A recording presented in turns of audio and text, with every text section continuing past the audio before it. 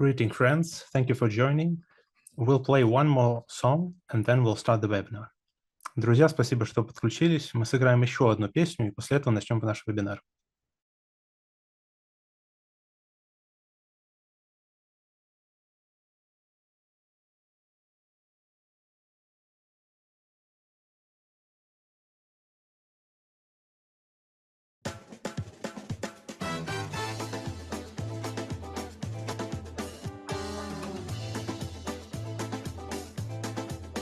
Lived the tomcat pitch black on the block.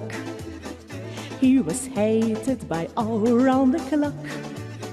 But our song is about much more than the cat and the people at war. Not your day, people say. If a black cat crosses when you're on your way, may be so hard to say. But for now it's the cat's unlucky day. All day long people fuss, people fret to make sure they got rid of the cat. But our song is about much more than the cat who was kicked from the door. Not your day, people say. If a black cat crosses when you're on your way, may be so hard to say. But for now it's the cat's unlucky day. He was dating the cat of his heart, yet they spoke from a mile apart. But our song is about much more than the kitties and cats loving Pearl. Not your day, people say. If a black cat crosses when you're on your way, may be so hard to say. But for now it's the cat's unlucky day.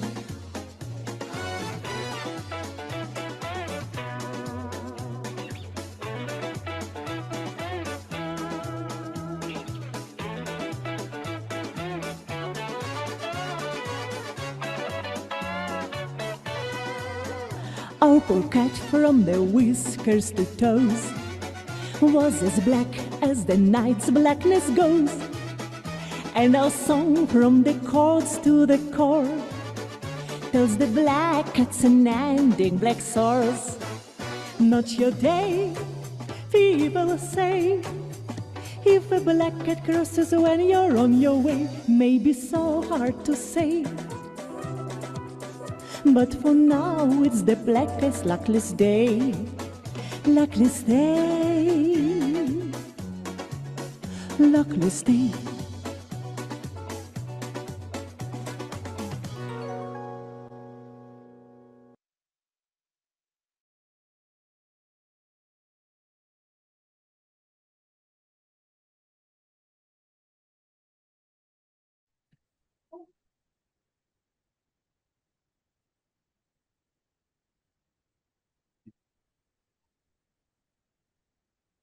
Meow. Rick, I think we're having some technical difficulties. I just heard a meow sound. Can you check into this? Yeah, I think I heard it too. Meow. Wait. I think you took the feline ton in college. I think it's the cat from the video speaking. Could you tell me what she's saying, please? Vladimir, I think she wants you to start the webinar. Okay. Is that right, Kat? You want me to start the webinar? Meow. Then we better start. Ladies and gentlemen, and we're off to the races. And welcome to our New Year's Super Magical Practical Webinar. Для наших русскоязычных слушателей русский перевод начнется через пару минут, а пока слушайте красоту английского. Thank you so much for being with us. I don't quite have a chimney. I have a beautiful Christmas tree. Possibly Santa will show up, who knows? And I know you could be lounging on your sofa. I know you could be getting tipsy, but you're here as dedicated webinarians and maybe centenarians, if you wish. So thank you for being with us. Я все-таки переводчик, поэтому не могу перевести. Спасибо, что вы с нами. Я знаю, что можно уже готовиться к Новому году и играть в снежки. и напиваться, и готовить праздничный стол. Но спасибо, что слушаете вебинар. Возможно, присоединятся какие-нибудь волшебные существа, а пока начинаем. Вы знаете, я должен перед всеми извиниться, что обычно у нас есть песни и пляски, но вот как-то забыл про певца. You know, ladies and gentlemen, I must apologize. We usually have a tradition of singing for what is a webinar without art and music. So what I would really love is some sort of a heartwarming song. So if Santa Claus is possibly with us. Oh, wow. Oh my gosh. Ho, ho, ho, ho. Where Merry did you come Christmas. from, Santa? Здравствуйте. Здравствуйте. Слышу, можно как-нибудь и спеть что-нибудь? Greetings, Vladimir. I heard you needed a singer, but I didn't know that you were a singer, Santa. Я не знал, Дед Мороз, что вы еще и певец, но если вы уже с нами, то давайте что-нибудь теплое, а то здесь у нас холодно, что-то теплое, испанское, зажигательное. Ну, знаете, у нас тоже очень холодно сейчас, и поэтому я с удовольствием споем сейчас с вами что-нибудь красивое, горячее. Может быть, у вас есть какие-нибудь предпочтения? You know, Vladimir, it's also very cold where I am, so maybe we'll do something hot and passionate. Do you have any preferences? А я вот очень люблю Julio Iglesias. Может быть, что-то в его стиле? Something by Julio Iglesias, perhaps. I truly love him. Точно, точно. Есть такая песня «Смуглянка» испанская. Вот. И у меня одна просьба к людям. Пусть, пожалуйста, они подпевают мне на слог «ла-ла-ла-ла». Можно мне подпевать. Создадим уют в наших домах. I have just a song for you, Vladimir. And, you know, it's called, I believe in Spanish, it's called Baila Morena, but we call it, we compare it to a beautiful Russian song about a Moldovan beauty, and we call it the Tan Beauty. But I have a request for all of our listeners. Please sing along, even if it be La La La. So let's start. Let's start.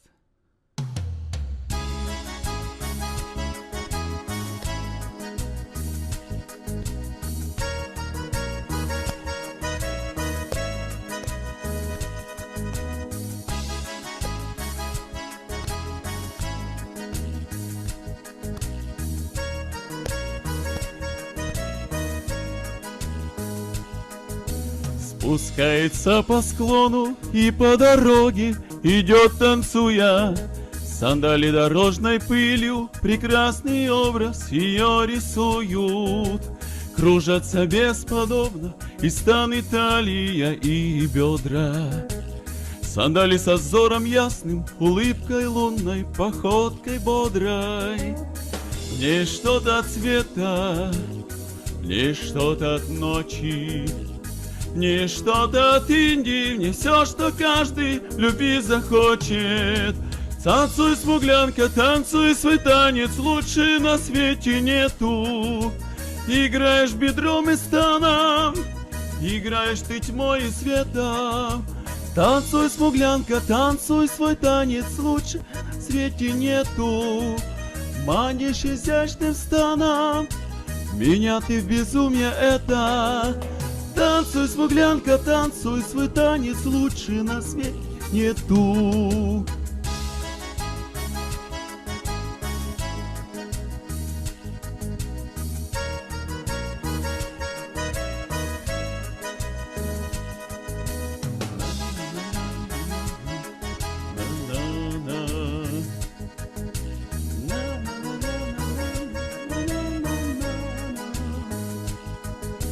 Ночь это просто дева, она уходит, она проходит.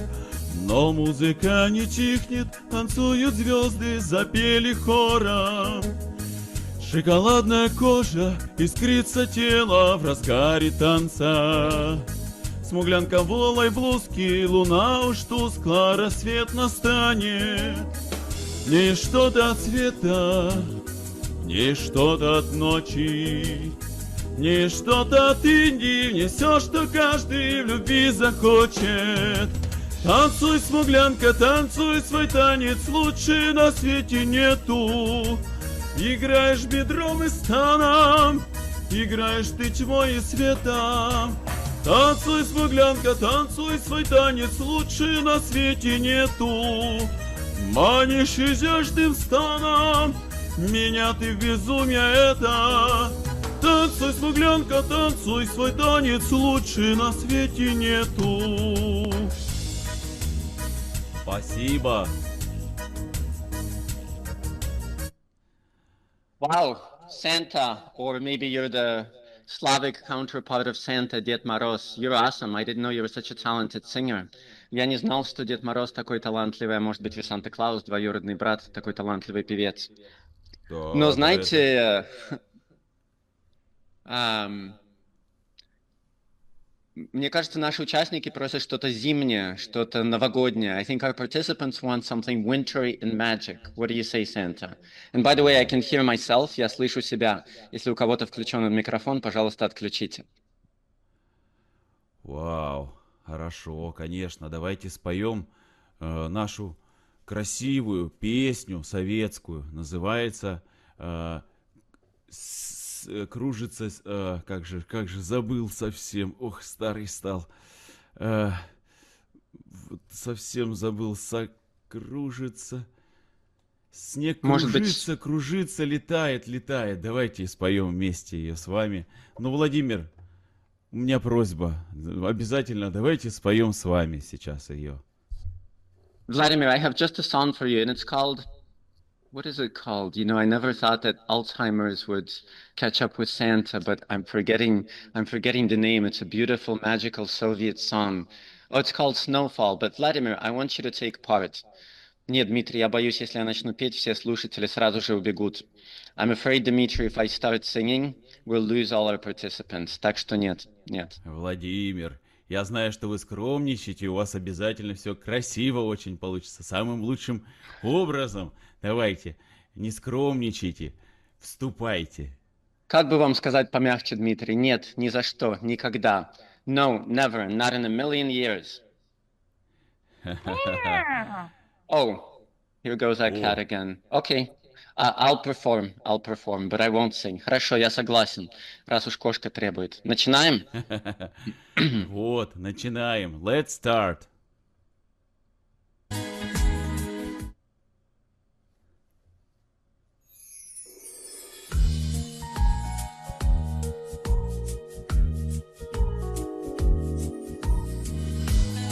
Today, it has been snowing all day long.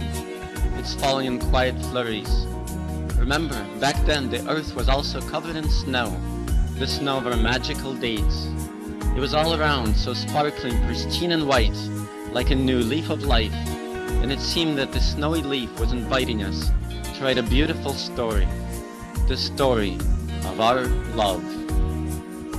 The snowfall on that morning, the snowfall on that morning was nothing like the town has ever seen. The snow just kept on falling, the snow was set on falling, the planet's gone was lovely, so lovely and pristine. Snow is flurrying, drifting, racing, magic blanket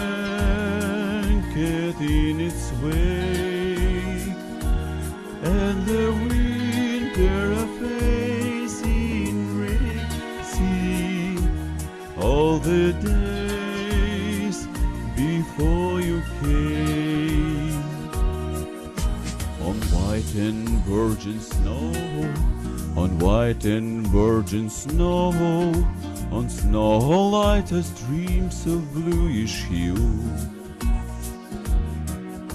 A passerby bestows, a passerby bestows a footprint shyly glowing, reminding me of you.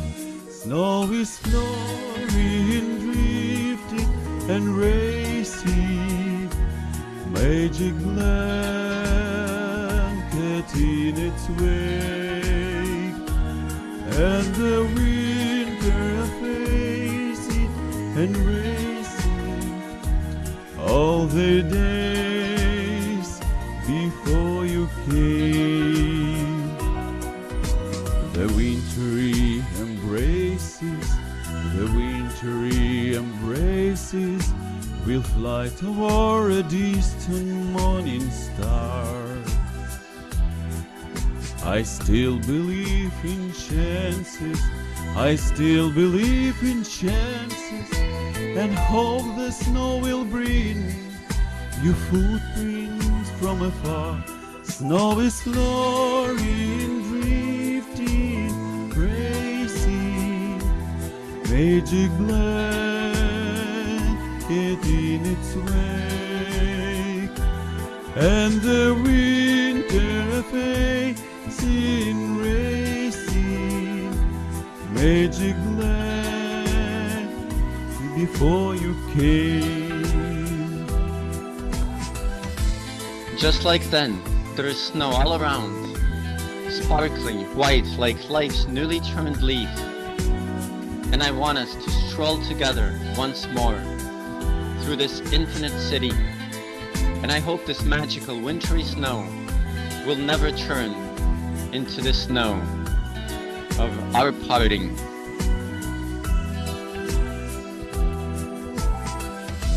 Good job, Santa. Молодец, дедушка. Браво, браво. Очень хорошо. Что ж, у вас немало талантов. Quite a talented dude, the Santa Claus. Ladies and gentlemen, let's give him a round of applause and wish him a merry journey through the chimneys and rooftops of the world. Вам счастливого и приятного путешествия по крышам и каминам мира. Вы можете остаться с нами, но сейчас мы начнем вебинар. And now we're actually starting the body of our webinar. Thank you, Santa. You're always welcome.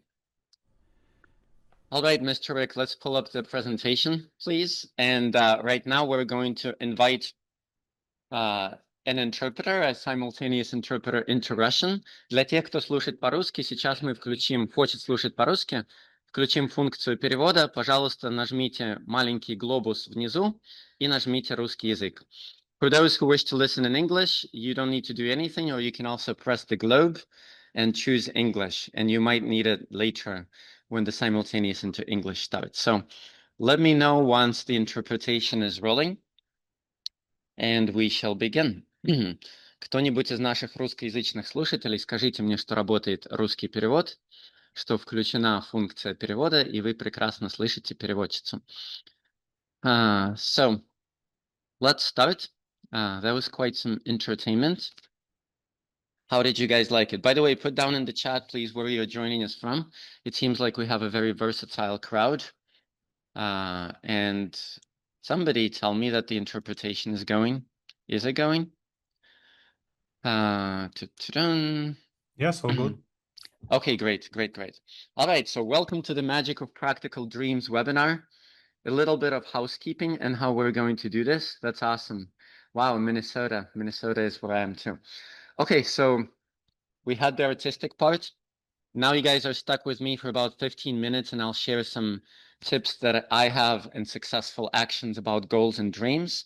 Then we'll invite our magical guest speaker, or maybe even two, if we're lucky. Then we'll have a Q&A session at the end, and then more prizes and surprises. So if that sounds good, wow, Brussels. Hello to everybody once again. Okay, let's roll with the first slide of the presentation. By the way, if you don't know me, let me simply and briefly introduce myself. Although if you don't know me, that's the worst sin in the universe. No, I'm just kidding. I'm Vladimir, translator, writer, interpreter, troublemaker, although it seems like we had a bit more of a troublemaker earlier today, but that's okay. I make good trouble for people.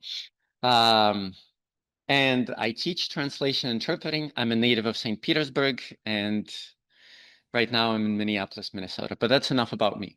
So the purpose of this webinar is to help you reach your most ambitious, beautiful, magical, wonderful dreams in 2026 and beyond. And like I said, we'll have a magical trio. All right, that's why they're called practical dreams. You know, we always argue with our guest speaker, and I said, we have to say something magical. And she said, no, we have to say something practical. And I said, okay, let's compromise. So it's going to be the magic of practical dreams. All right, let's rock and roll with the first slide. Normandy. Okay. We already talked a little bit about me, but these are just some of my accomplishments. So let's move on. Okay, before we do this first slide, I was very, very tempted to share an interesting formula of success, and then I decided not to put it in the webinar. But thanks to our wonderful Swift entertainment earlier today, we had a good demonstration of that formula of success. And that formula of success goes as follows. I'm sorry for the interpreter, I don't have it on the screen. But I learned this from a book, or actually from an author I've translated, who is a very successful person in a rags to riches story. His formula of success is, if you wish to be very, very successful, you have to take massive action.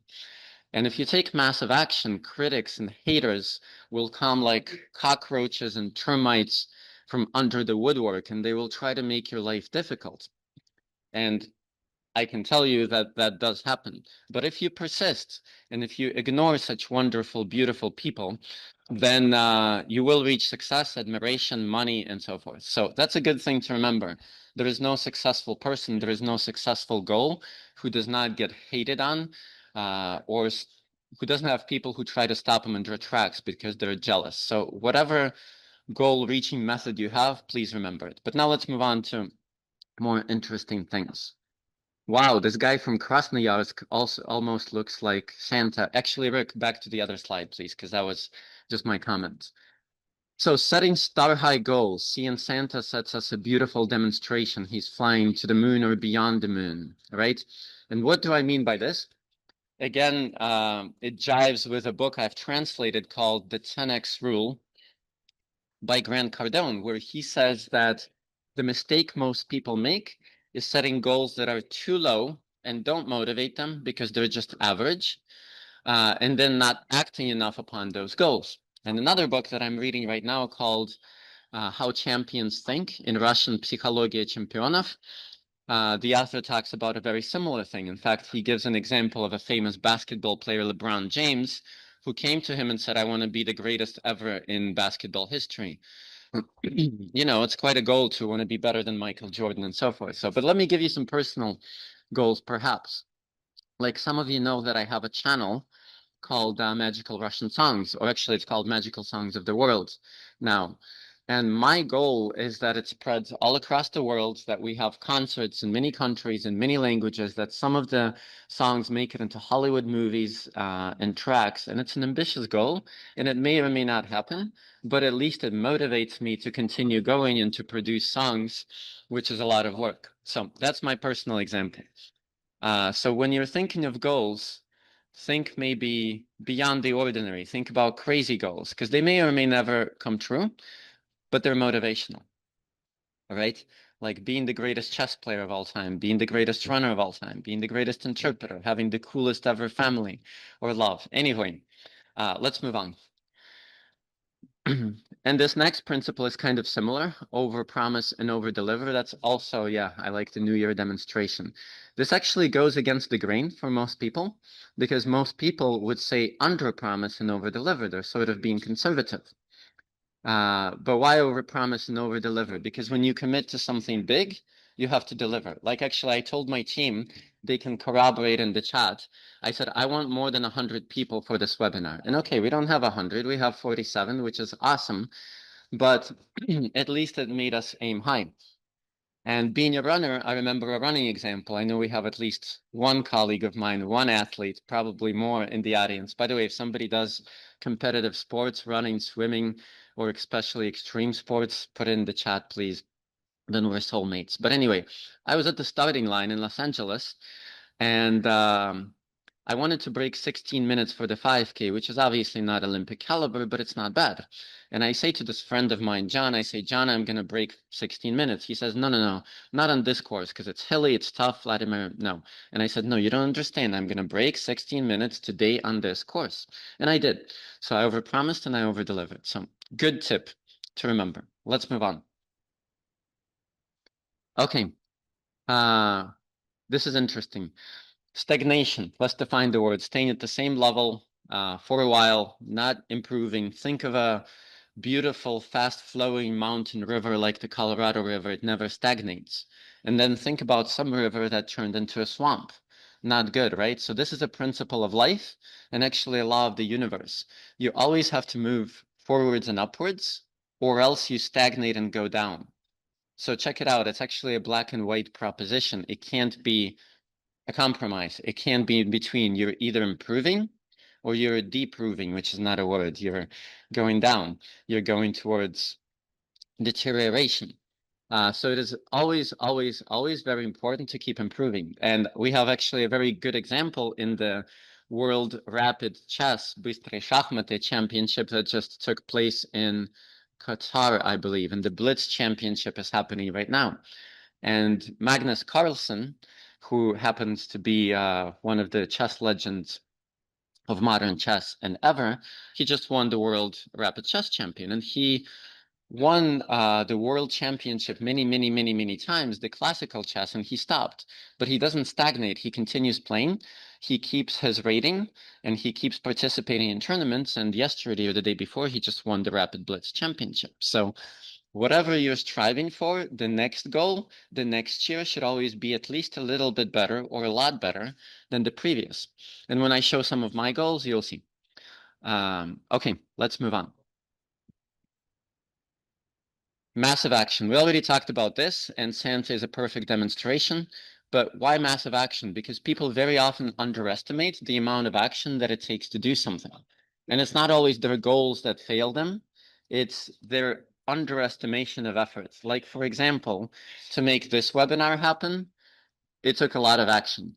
Believe it or not, just one webinar. But what about a massive goal like being a court certified interpreter, an ATA certified translator? ATA stands for American Translators Association, or reaching your sports goal, or getting married, or getting your business up and rolling. So just always think that if you think it's going to take this much, it's normally going to take this much, and go for broke. And I'm kind of racing through this to give our other guest speakers a chance to speak. Okay, let's move on.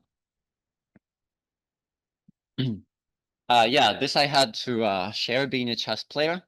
This is not necessarily about goals, but maybe it is about goals. But sometimes people take a defensive approach, right, towards things. But in chess, there is a rule: the best defense is offense. Лучшая защита нападение. And I'll give you a personal example. Right now, I'm expanding a lot, working on my goals, and I've actually had some critics and haters.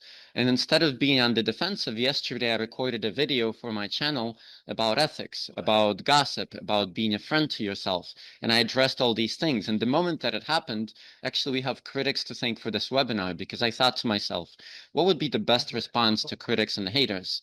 And I said, well, it would be to flourish and prosper, to be out there, and to give people the best New Year's present we possibly can. Anyway, play chess. It's a good game. Let's move on. Okay, and this is actually a quote by a grandmaster that I love. I'm studying him right now.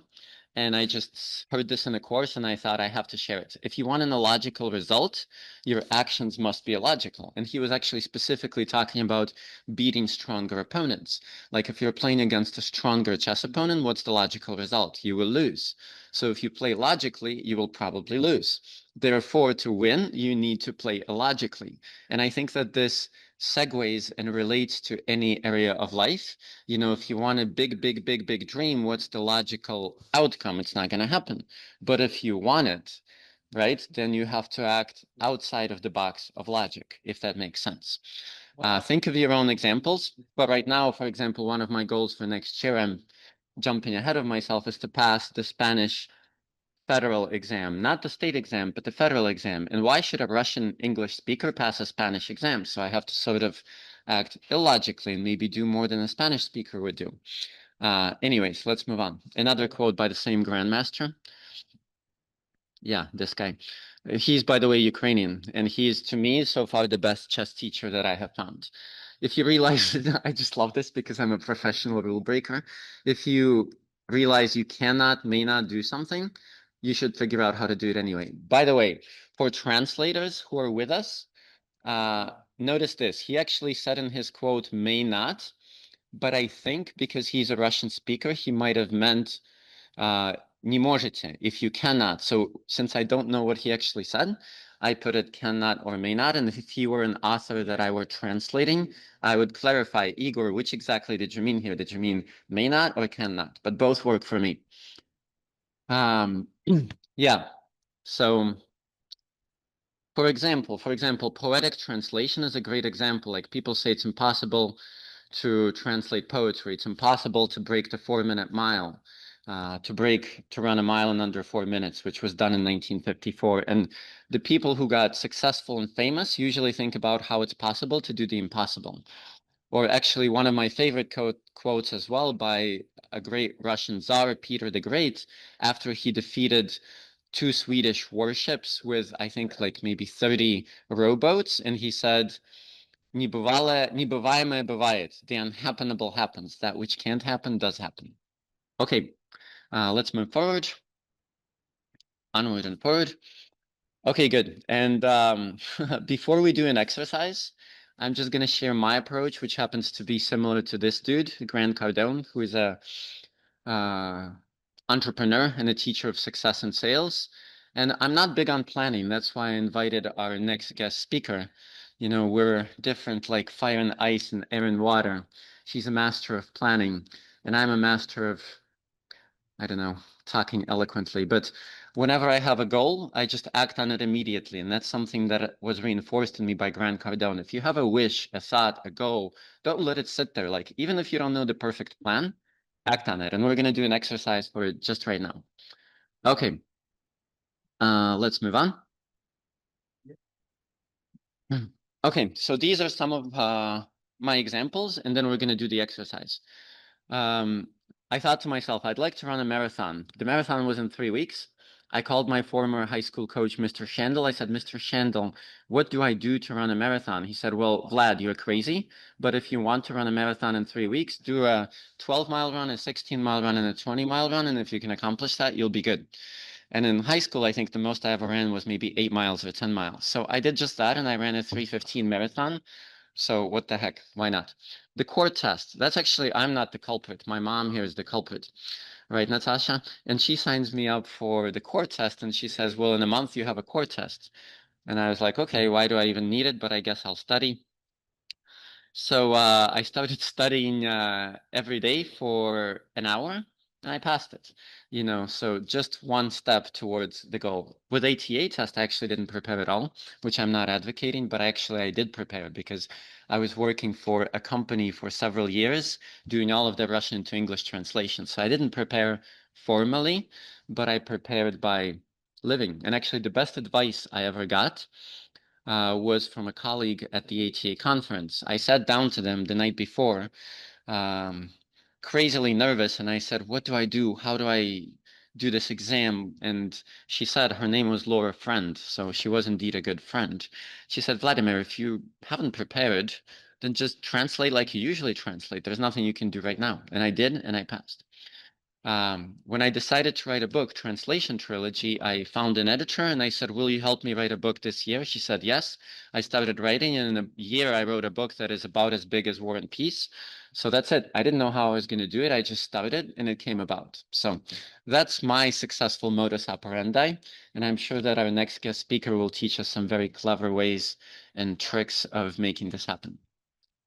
When I wanted to swim an ice kilometer and there were about 3 weeks left of ice water, by the way, ice kilometer is a kilometer in open water in less than 41 Fahrenheit, which corresponds to 5 Celsius. So as soon as ice came off the lakes, I just started swimming and I was able to do it. And same with a book that I wrote, a fiction book called The Captain. I got an idea. I thought it was going to be a short story of about 10, 15 pages. I started writing it. It turned out to be a 250-page book. So the idea here is not necessarily to brag, but that you need to start, not put it off, but start. If you have an idea, you start on it immediately. Okay, I think the next slide is already an exercise. By the way, I'm sure we'll do a lot with goals today, but feel free to start putting your crazy pipe dreams, goals, wishes for 2026 and beyond. Well, in fact, that's going to be our next exercise. So right now, I would like you to get out a notepad and we are going to do this exercise. Just whatever comes to mind. They don't have to be perfect. They don't have to be perfectly formulated at this point. 3 linguistic or career goals, and if you're not a linguist, and just career goals, and 3 personal goals. Let me give you an example, Rick, next slide, so that you have an idea. But in the meantime, please write. So here are mine. Career, pass the federal Spanish exam in 2026. Next one, let's just show them all on the board. Pass the ATM exam into Russian. Right now I'm certified into English. And pass, okay, be really in demand, well-paid interpreter and consultant in elite circles. If we had my partner in crime for the webinar with us, which I don't think she's listening to me right now, she would probably criticize me for not being specific enough with the 3rd goal, but it's okay, I'll get away with it. So before we show my personal goals, let me give you 30 seconds to write 3 goals that come to mind for your career or linguistics. Go ahead. And if we have some inspiring music, Rick, this would be the time to do it.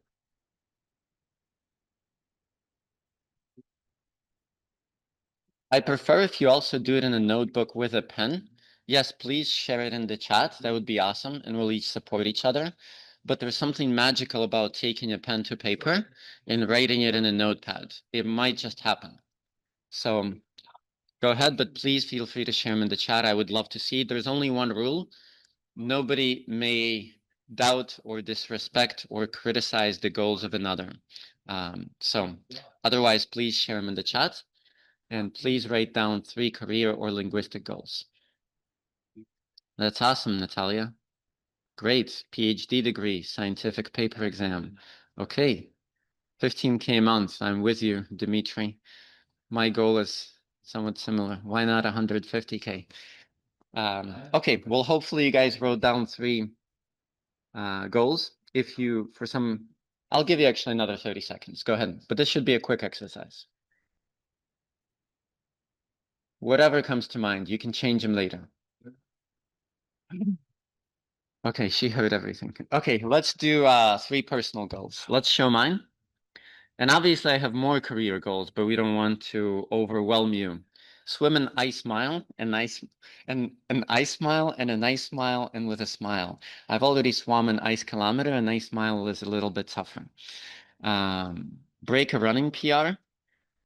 And what else? PR, by the way, does not mean personal relations in this context. It means personal record. And my captain book published and circulating. So now we're going to do an exercise. But first, please write your 3 or 4 personal goals. Yeah, exactly. Get to grandmaster level in blitz or rapid chess. See, I'm combining this with crazy goals. Like I'm nowhere near grandmaster level. And if my chess friends were listening to me right now, they'd be like, ha, ha, ha, Vladimir, you're just basically whistling past the graveyard or dreamy in rosy glasses. And maybe I am, but at least it motivates me. So go ahead and write 3 personal goals. I'll give you a minute or 2, and then we'll do something else, more practical.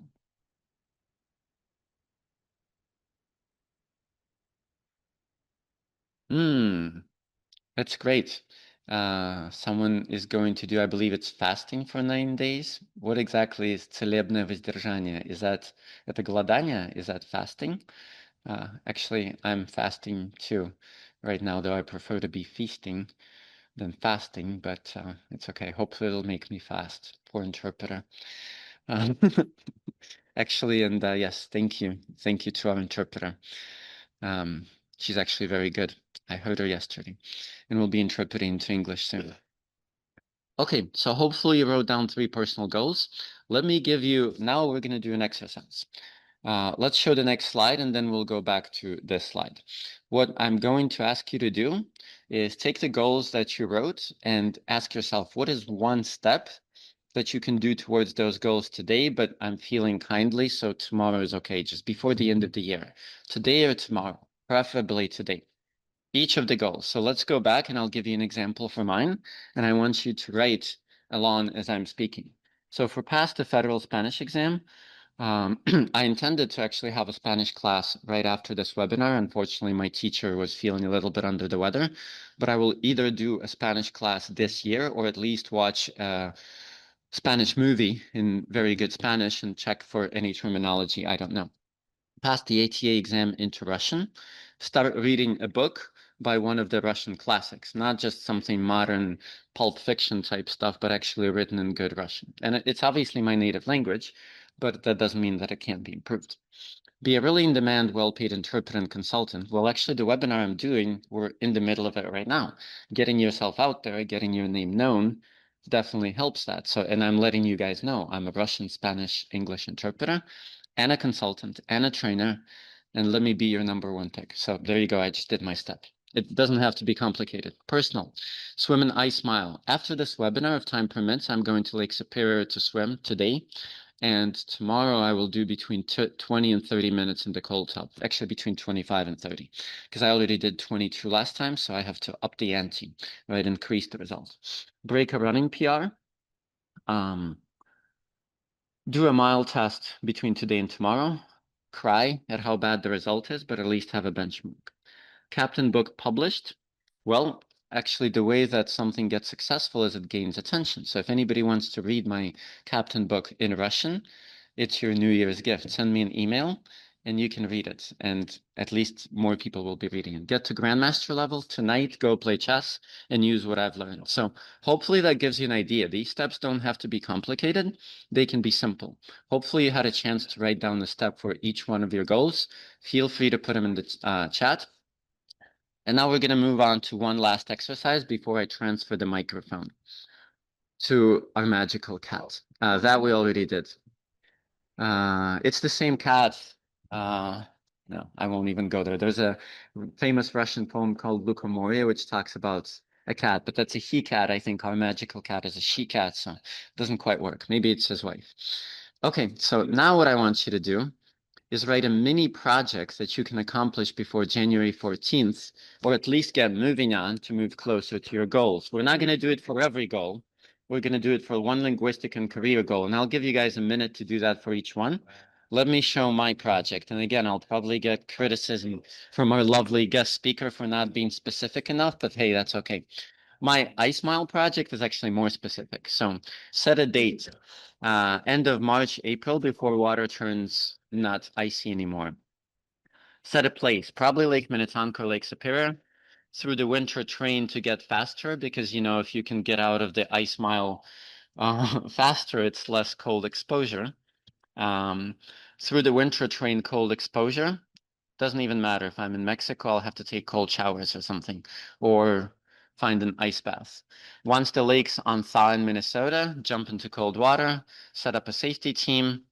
So yeah, there you go. And I'm pretty confident that I can do it with this project. So let's show my career project, which is not as specific. It's a little vague, but at least it's a start. You know, I just want to show you guys that I'm not exactly perfect either. Continue working on my linguistic skills, because if you want to be in demand and well paid, you have to have the internal confidence that you deserve, you know, good work, a lot of money, and so forth. Work on myself spiritually so that I allow myself to be more successful. I think that once I pass the baton to our speaker, she's going to talk a lot about barriers, but one of the barriers comes from here. Growing my translation channel, getting someone dedicated to my PR promotion, doing Facebook promotion, which we're already doing right now. Continue with the webinars as long as you, ladies and gentlemen, are loving it and it's, you know, it makes sense for us as well. Seek opportunities as a speaker and pray to the goddess of translation. That's sort of a joke. So now I'm going to give you a minute. Rick, maybe we could turn on either music or a song. A minute for each of the projects. I'm going to set my timer. Actually, let me set the timer. How about a minute and a half for each of the projects? You can polish it later. So let's take a personal goal and go ahead and write the steps that you know you would like to do for a personal goal. Okay, let's start. All right, so that was a minute, 90 seconds, a minute, 30 seconds, 90 seconds. I know you may not have polished your project to perfection, but at least maybe you got an idea. Feel free to share it in the chat and we'll all support each other. Feel free to send it to me later and I will at least acknowledge you well. By the way, there's a certain magic to somebody just giving you an acknowledgement or saying, I like it. I want you to make it happen. It becomes a reality at the moment that two people agree on something. So now let's do that for your other goal. So if you just took a personal goal, let's do a career goal. If you did a career goal, let's do a personal goal. And once again, 90 seconds, and let's get the music rolling. So hopefully that was enough time. You can definitely polish it later, but for now, let's move on, because I'm actually dying to become an interpreter. Not dying, living. Okay, wow, that's a beautiful slide here. And there is a method here to my madness. The slide has a meaning. Very often people tell us that, it's wrong to just dream and build these air castles. And first of all, it's not wrong and build air castles. And even if you're just dreaming and knowing that this dream will never come to fruition, there is nothing wrong with that. Who said you can't just dream? Why not? When we go to a movie and see the Lord of the Rings is obviously true, but other things.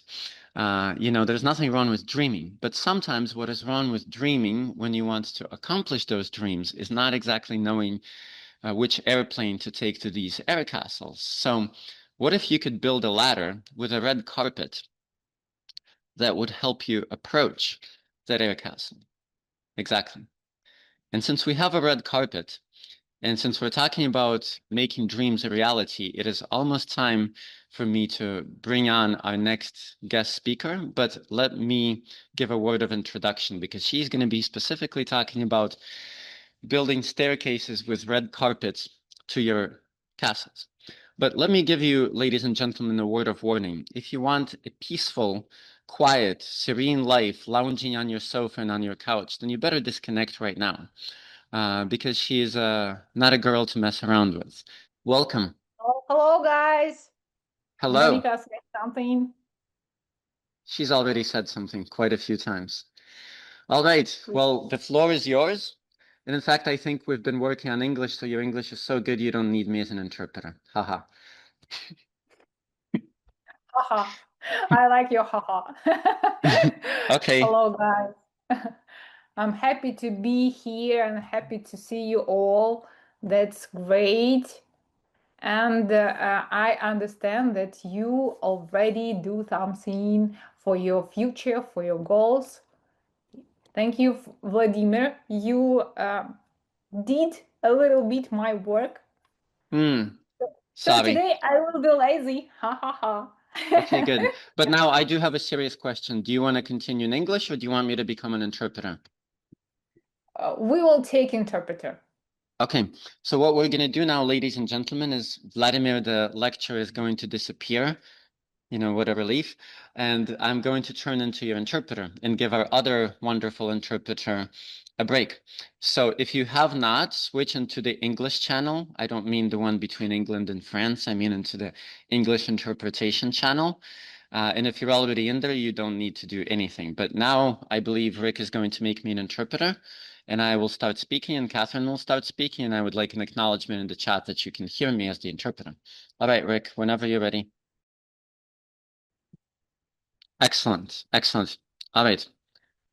Thank you so much, Rick. Let's rock and roll, guys. Rick, please show the presentation. Thank you. I can see that you can see me and hear me. Okay, ladies and gentlemen, you can definitely read things faster than I can introduce myself. And thank you to Vladimir for having introduced me. You have already heard Monica. Today, Monica is a little moody, slightly moody. She's been a little bit majestic and queenly. As far as me, I'm going to tell you just a bit about myself. I would like to share with you just a few tips about why I became a consultant and why I'm talking to you about goals and barriers. So just a bit about me. When I was 19,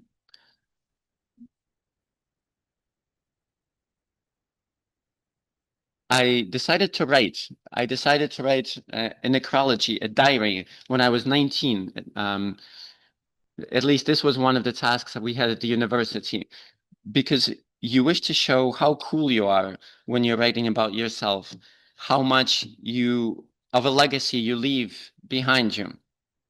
So I wrote my own biography.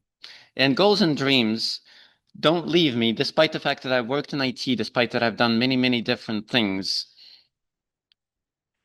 And I've had many, many different businessmen, and I continue to be entrepreneurial. But goals and barriers is my passion. Next slide, please. So today, you and I are going to be working together and talking about goals and dreams. We're going to use a so-called technology of goal-oriented time management when we're talking about. And I said we'll do a little bit of work. So I'll explain what I mean by this little bit of work. Please do explain. Is there anybody who's working with a personal trainer or any kind of a trainer? Please put it down in the chat.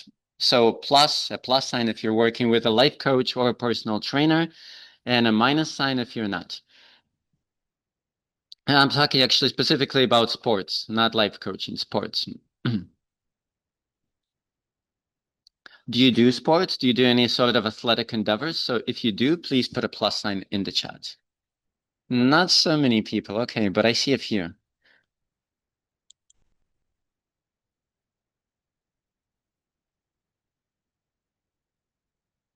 Okay, good. Super. Thank you. Excellent.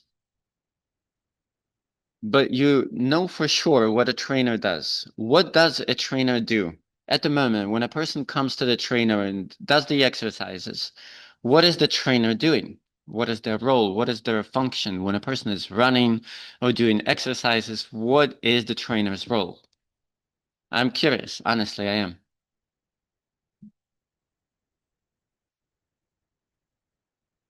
I'm waiting for your answers. Exactly. The trainer is giving feedback, but what is the trainer himself or herself doing? Support, right. And what is the trainer himself or herself doing? They're teaching. That's right, of course. But physically, the trainer is not doing anything. So that's what I'm going to do today. I'm going to do nothing, and you will be the ones working. Of course, it sounds horrible. It sounds very scary, but it's not as bad as it might sound. Not as bad. Next slide, please. And by the way, what Katya was writing was the obituary, her obituary at the end of her life. That's the word. So today will be 60 to 90 minutes. 90 is extra, just in case you have questions at the end. If you have questions, please put them in the chat right away. And obviously, Vladimir and I have special prizes at the end, but they'll be revealed at the end because after all, it's New Year, presents are expected, gifts are expected, Christmas just passed, so we need presents. Okay, next slide. All right, my friends, what do we need to do right now? Here's what I want you to do. Please take your notepads and your pens or pencils if you have them, and please answer these two questions. The first question is, no, the first question is, why are you here? That's question number one. And the second question is, what are you here for? They're different. I'll be quite thankful if some of you wish to share your ideas in the chat.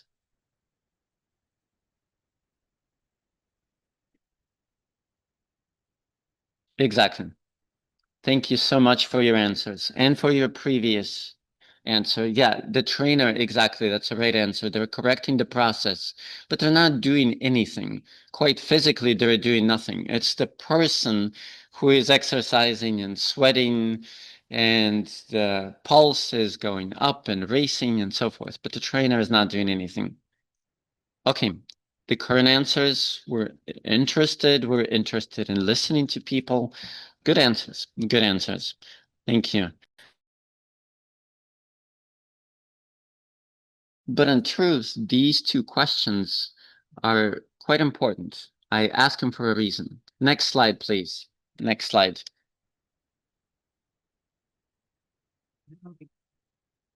Okay, I see there are more answers in the chat. Great. Thank you. When we're answering the question of why, then the ideas that come up are a little different than the second question. Tell me this much. Which of these two questions, why are you here or what are you here for? Which question was easier for you to answer? Just put in the chat, one or two. Was question one easier to answer or question two? Okay, people are saying 1. Why? Why is easier? Okay. Somebody said that number 2 is easier. What are you here for? Funny answers. Okay, I see your answers. Very, very good. Next slide, please. One more. Okay, so question 1, and these 2 questions, like I said, they have a reason and they have a sequence.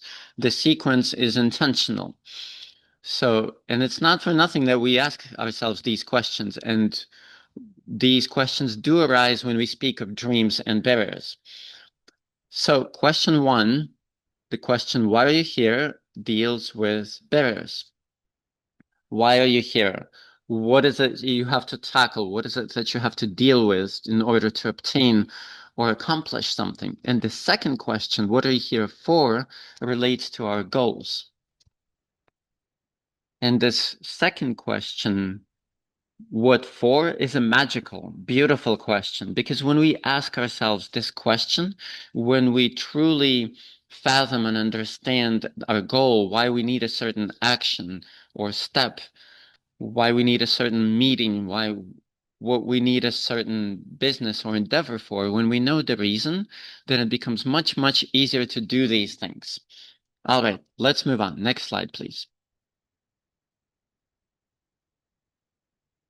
Okay, the next thing that I want to focus your attention upon is this.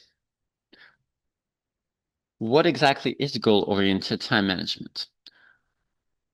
Many people, when they hear of time management, they think about very simplified and simplistic things. They just think about, having the time to do everything and never being late, and having the time in your day to do whatever you want and not feel like a horse at the end of the races. But time management, in my understanding at least, I don't even call it time management. I call it life management. And the way that I see it is something that moves us, inspires us. And it's actually mastery in making changes in space and time. So you become a master of space and time. It is a mastery of setting goals and using them as beacons or guiding stars. And what do I mean by beacons or guiding stars? These are very, very big, huge goals that give us a feeling of simplicity, lightness, and the desire to move forward, to create, to accomplish them, and to never cease creating. So goal-orienting time management is also a mastery of directing your own energy in such a way and in such a wise that we can have harmony in our lives. And also, finally, time management is mastery in organizing matter. And matter actually deals with barriers. This also means that we become masters of dealing with barriers. Sometimes it means moving them to the side or creating a space in between them. Next slide, please.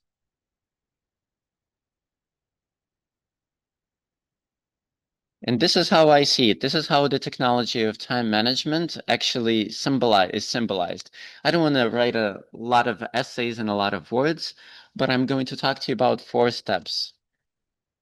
And if you take these 4 steps, then each one of you will reach your desired goals. But these steps are really important. They have to be done in sequence. So let's talk about these 4 steps. And let's talk about this particular technology. Next slide, please. What is point 1? We have something called a postulate or an action. To postulate, or as a noun, it's postulate. A postulate is a statement or an affirmation, something that is assumed to be true as a basis of an argument or theory. It's not something that needs to be proven. And that particular thing is the foundation, is the basis of a scientific theory or something else. But in our case, in our lives, our dreams and our goals become our postulates, our wishes. It's the things we want to reach and to accomplish. It's the things that do not require proof. And if they don't require proof, what does that mean? It means that each and every one of us decides I wish to go to Mars. I wish to fly to Mars. That's my postulate. It requires no proof. Do you agree? I'll be grateful, very grateful, if each one of you actually puts something in the chat. Please write at least one of your postulates. It can be any dream, it can be any goal, it can be any wish or desire that you would like to have. And right now, please don't think about realism or time. Don't think about how am I ever going to accomplish this or create it. Don't think, just write. Just write a wish or a goal or a dream. Okay, I'm waiting with anticipation. Oh, wow, learn to swim. That's awesome. Learning to swim is a wonderful goal. Anybody else? Can anybody else share something? While you're writing, I'm going to actually add something else. Great. I love it. Thank you for sharing. Thank you for sharing your goals and dreams. All of these goals and dreams are something wonderful, something beautiful. And these postulates that you're writing, these wishes, are the very, very things, actually, that require no proof. They exist just because they exist, just because you exist, just because you want things to be that particular way. And here's the most important thing. Something really, really vital. Nobody ever, ever, ever has a right to invalidate or bring down or criticize your postulates, because when this invalidation or evaluation of your postulates comes into being, then people feel uncomfortable. And obviously it is much less interesting to accomplish something because people start feeling uncertain and less confident about their actions and their goals. So we always have to have these postulates in writing for ourselves. It gives us more confidence. It gives us more certainty. Because honestly, the pleasure should come. You should feel pleasure just by reading these postulates. That action alone should give you pleasure. And you should always have a person, another person, a friend or someone, and that person should be your best confidant in listening to these wishes and dreams. And you should know that this person will always support you in your goals and dreams. All right. Point one is to postulate or postulate. The next arrow goes from point one to point two. And it brings us straight to planning or a plan. Next slide, please. So a plan. Once we have a goal, once we have a dream, once we have any wish or desire, we start thinking, we start pondering and considering, how do we actually get there? How do we actually make this goal or dream happen? And then that brings us to a plan. According to dictionaries and according to definitions, the dictionary tells us this much. A plan is a sequence of events outlined in advance. Usually it describes deadlines, certain circumstances, and the final result. You see, kind of complicated. So it's not just I want to do something, I'm going to do it at such and such a time, but it's actually a description of your actions, including the result, including the circumstances that can happen on the way. And of course, the dates and the deadlines have to be there. You know what's important, actually vital? I'm going to go back to postulates just for a second here and tell you this much. It's not for nothing that postulates actually have a symbol symbolizing it. We allied it as the element of air. Why? When we start dreaming, when we start desiring, wishing, we need to be very light as air, not serious. Or when we're reading our own postulates, when we're reading our own dreams and wishes, when we're going over this list of dreams that we've already composed, then we also have to be the same way. We our spirits rise. It's as if, wings grow behind our backs and you actually want to fly, right? So visualizing postulates is like air. Visualizing plans should be like water and postulates like air. Why water when we're talking about plans? Because when we're creating plans and our actions in order to get this goal or this dream or this wish, we have to be very fluid and flexible and trickle like water and fill any crevices and fill any holes just like water or rivulets. We have to get into any emptiness and we have to fill space with our plans. The whole space, we have to fill it with our plans. That's water's first function, right? Or its characteristic. Remember what a huge stream or rushing water, what does it do? It actually takes down everything in its way, a waterfall or rushing river. So this fluidity and flexibility on the one hand, and the power on the other hand, should be present in your plans as well. Okay, let's move on. Next slide, please. So the third point, which is the second arrow, which leads us to produce. So it can be not the production, which we are going to discuss a little bit later, because it's going to produce a product. Well, this is the point that goes after the postulate and the plan. So first of all, we just need to choose our goal to understand what we want. Then the second point, we need a plan. We devise it so that we can understand how to make it real. And the third point is how to start action. When I say production, it does not mean any manufacturing process, any industry term. It's not about creating of products on large mines and plants. This is just the visualization of what we are going to have later on. So we can understand it as fire. Why fire? Well, this is because we have the stage with the most energy. We are the most energized at this point. So probably you see some electric people, but what energy do you feel from your dream? Please write it in chat. I'm waiting. I'm going to be without any words, please.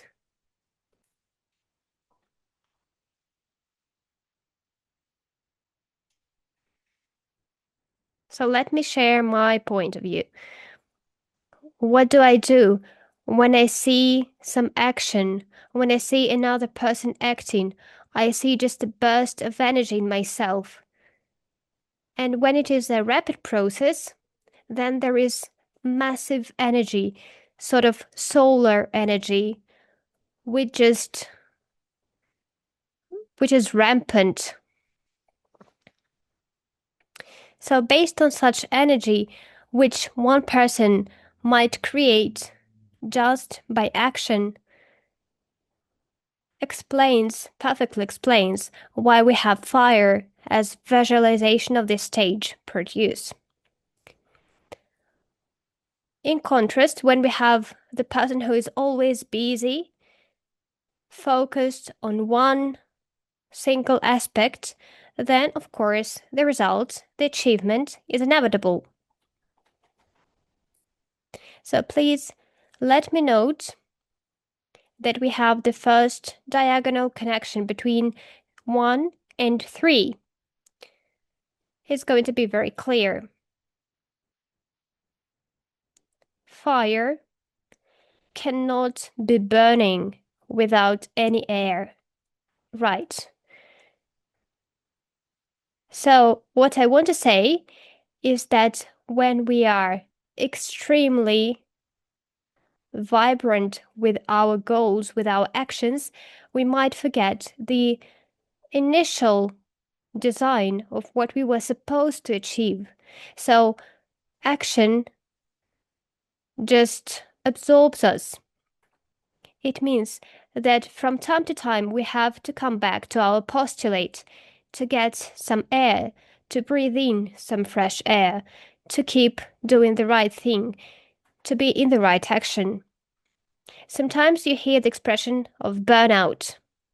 Of course, I would just say one surprising thing, but it is not possible to burn out if you just do what you want, what you love, what you cherish. If you try to achieve your own goals. So, to get some nutrition, to have more energy for further action, you have to come back to point one.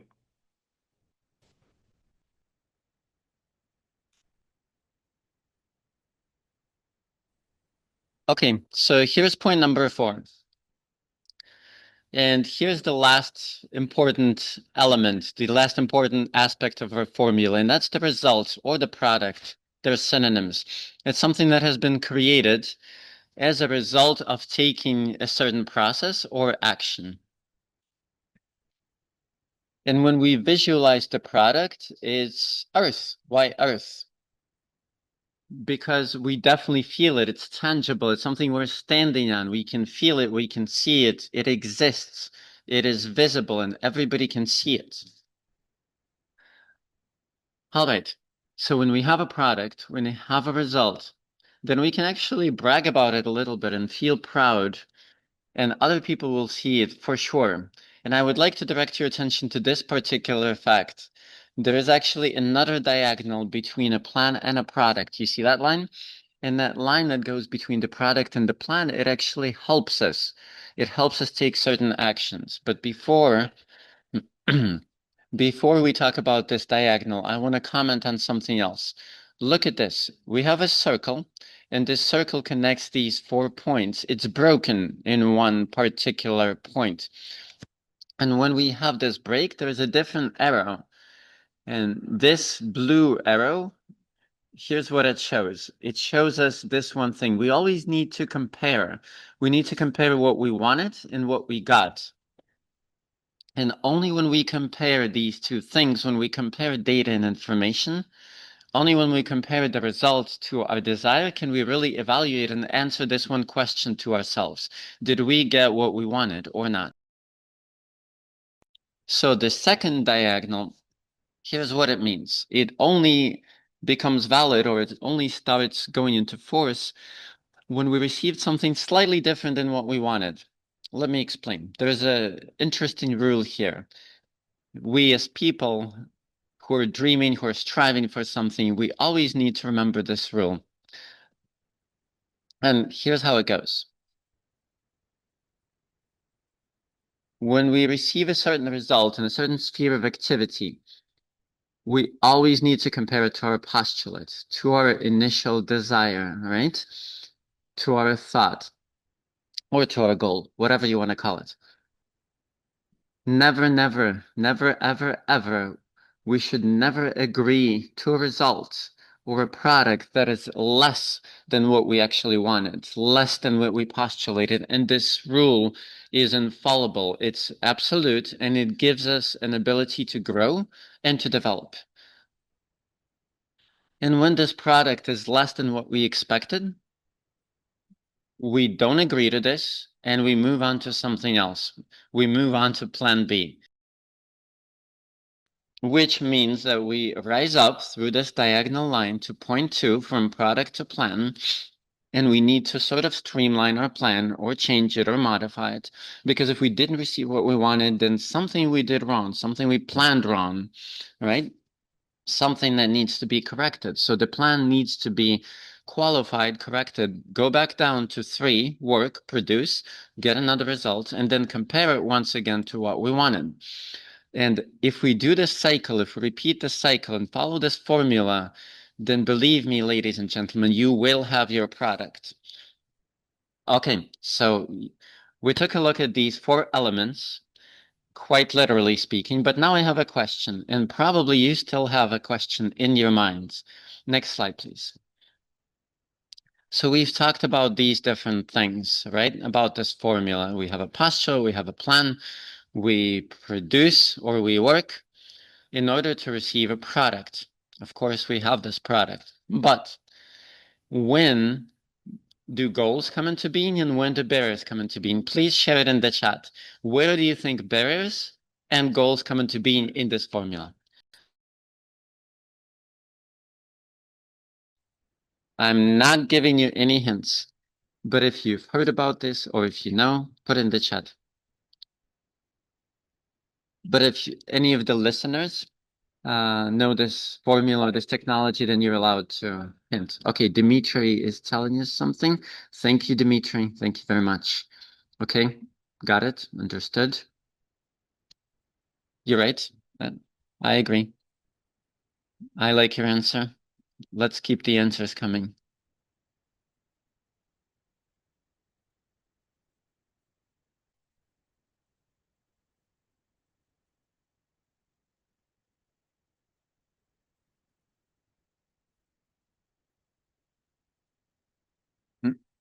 Bears at all stages. Okay, that sounds interesting, Vladimir.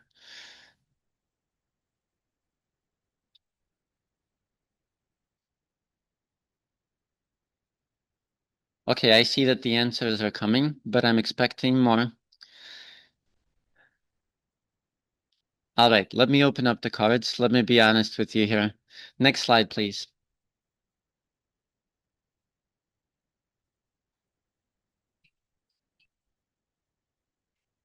Okay, so to begin with, I promised you'd have to do some work. Remember, I promised to be your trainer. So the time has come. Now I've taken a breather. Now it's your time to work, ladies and gentlemen. Please take your pen in hand and your notebook and formulate any goal that you have by stating the specifics and the time. And here are the different options as far as the time. You can state when you wish to begin, when you're going to start accomplishing the goal. When you know for sure which month or which year you're going to start, then please put down the beginning. It's best. Then put a specific date down. Or if you know for sure that, for example, you're going to start accomplishing it on January 15th, then state January 15th. All right. Or you can choose your own deadline. You can say when you wish to accomplish it by, or you can choose 2 dates. I'm going to start it on such and such a date, and I'm going to accomplish it by then and then. For example, on January 15th, and I'll finish by April 15th. You can choose both.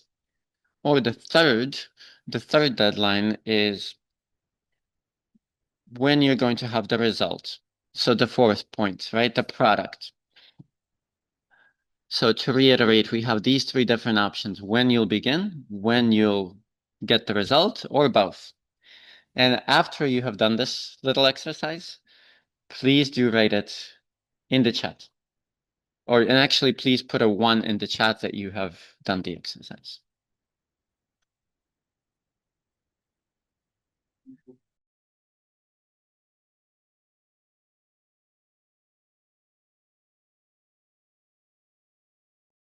Thank you very much. I see it.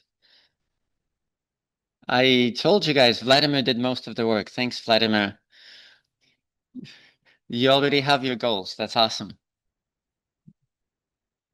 You can use those very same goals that you formulated when Vladimir was talking and when he was sharing his successful actions, or you can take a different goal if you like. It doesn't matter. So you can take another goal and work on it. But we're also going to take up the barriers that might come up and surface. True. I understand what Elena says, that it doesn't really depend on you. but you should take a look at how you can influence the product and the goal and the result. Okay, next slide, please. Okay. Okay, guys, I see that you have a list of goals. That's great. Here's what we need to do now. If you have a list of goals, that's great. Let's choose one goal, and we're going to take up that goal or the one you just wrote. But we need one. Now make up a list of barriers to that particular goal. So create that list. Take one goal that you just wrote, and now list the barriers. We're going to give you 2 minutes. The time is starting now. And I'll be quiet to let you do this. I want you to have enough space and enough thinking room in order to think of all these possible barriers that might surface. All right, let's go.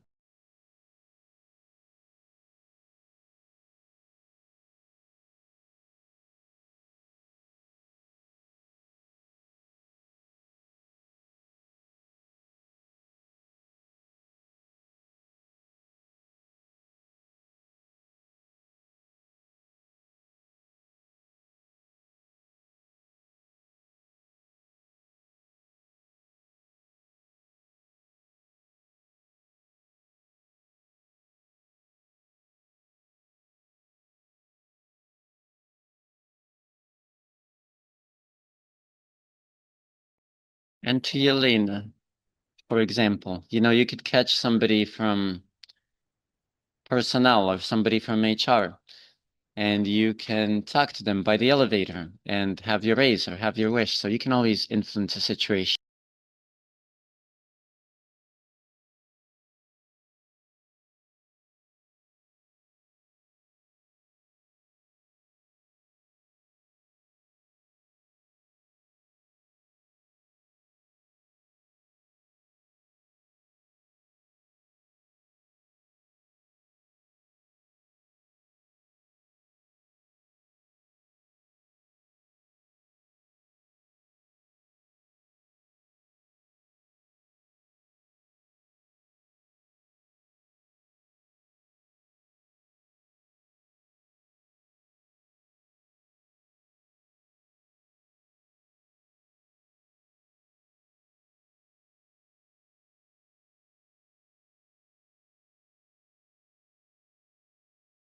All right, a little bit more time, 30 seconds. Let's complete the exercise.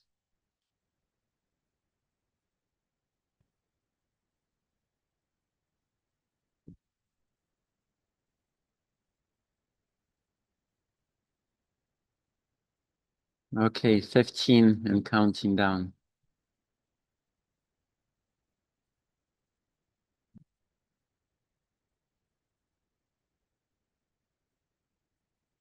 All right, let's stop with the exercise right now. And whatever barriers you were able to write down, we'll take up these particular barriers. Here's what I would like you to do. Here's what I would like you to, what I'd like to point out. I'm going to tell you a story, and it's a story from one of our clients, and it happened to her about 10 years ago. It's a girl, a young girl. She is a nurse, and she came to the United States. In order to start one's nursing career in the United States, you obviously need to redo your qualifications and get a certificate. And this girl did the certificate process, the qualifications process, and she started working in a hospital as a nurse or a clinic. And she was working as a nurse, and she had to perform certain functions in two different buildings of the hospital. And she's been working there for a month or 2 or 3. And then quite accidentally, she actually heard about something. She heard that she was about to be fired. She learned this by accident because supposedly she was ineffective, inefficient in her work. And of course, her first idea was, that's it, I'm just going to quit so they don't have a chance to fire me. But then, she gets a cold shower, literally or figuratively speaking, and she sobers up because she needs to pay the bills. And then she thinks to herself, what actually happened? Why are they trying to fire me? What am I not doing right? And she decided to take a look. And what do I need to do actually in order to keep my job? And here's what she did. Let me tell you the story. She actually began studying time management, and she started writing down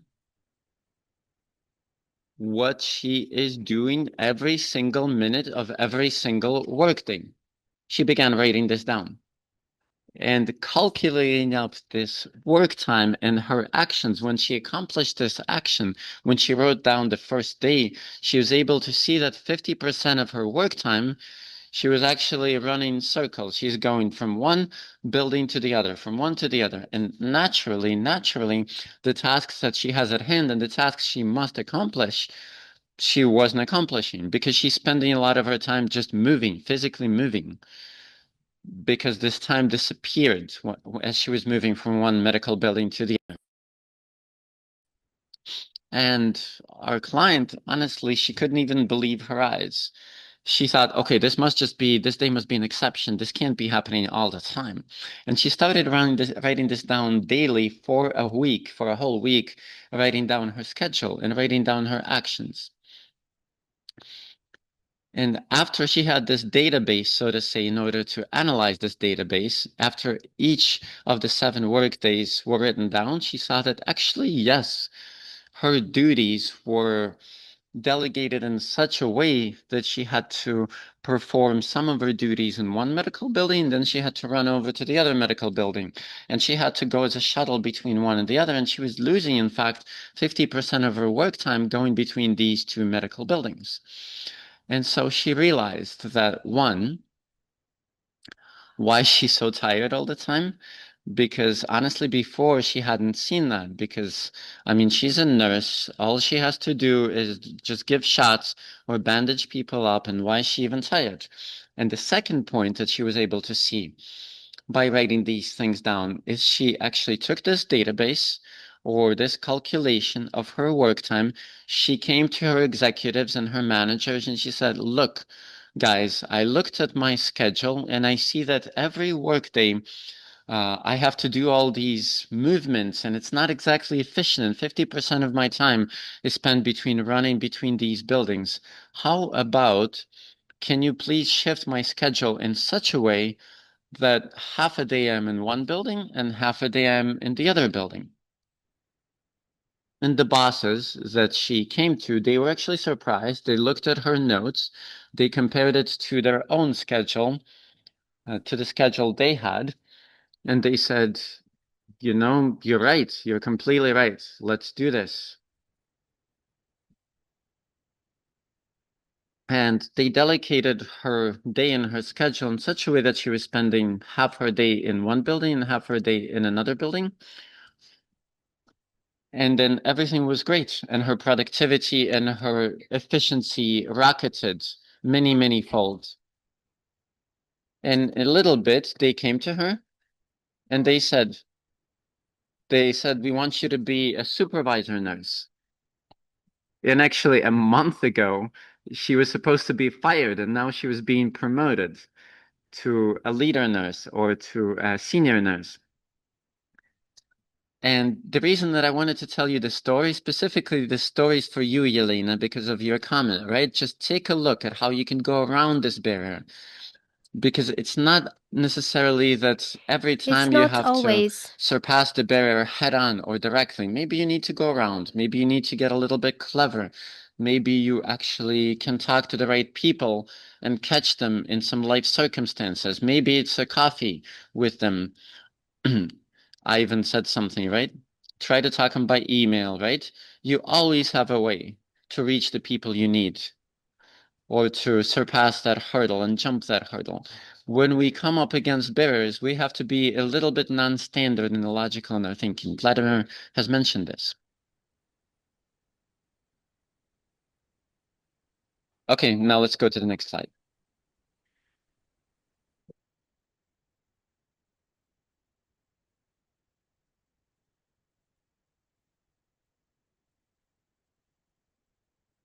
Yeah, this is the slide.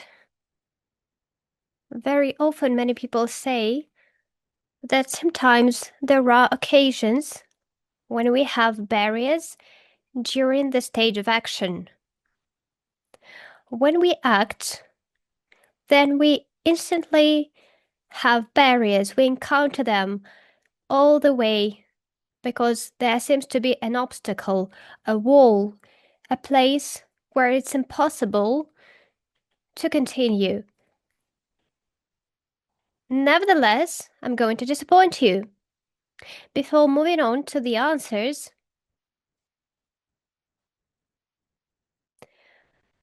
about goals and barriers and the place where they occur, the stages where they occur, I'm going to mention one cool thing, which is just time proven. Let's move on to the following slide. It turns out that all of the barriers that arise are inside of us. They are born by us. They arise when we start creating our goal, our dream. This is the moment when we create an idea of what we want. We all know too well why this goal cannot happen, why it should not happen, or in some cases, as Yelena mentioned, it feels like it is not deserved. So it's not a coincidence that Elena has attended our webinar today. So let's ponder about this question. Where can we conquer barriers? Where do we overcome them? Please text in chat. What is the stage, as you think, which conquers barriers?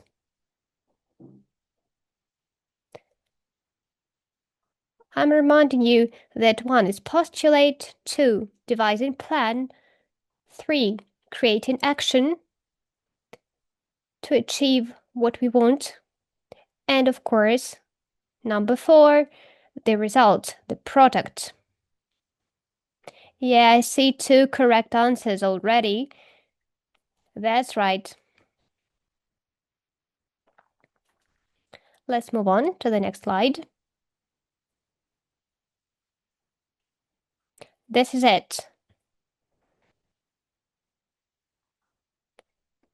I'm sure because most of you have the precisely correct answer.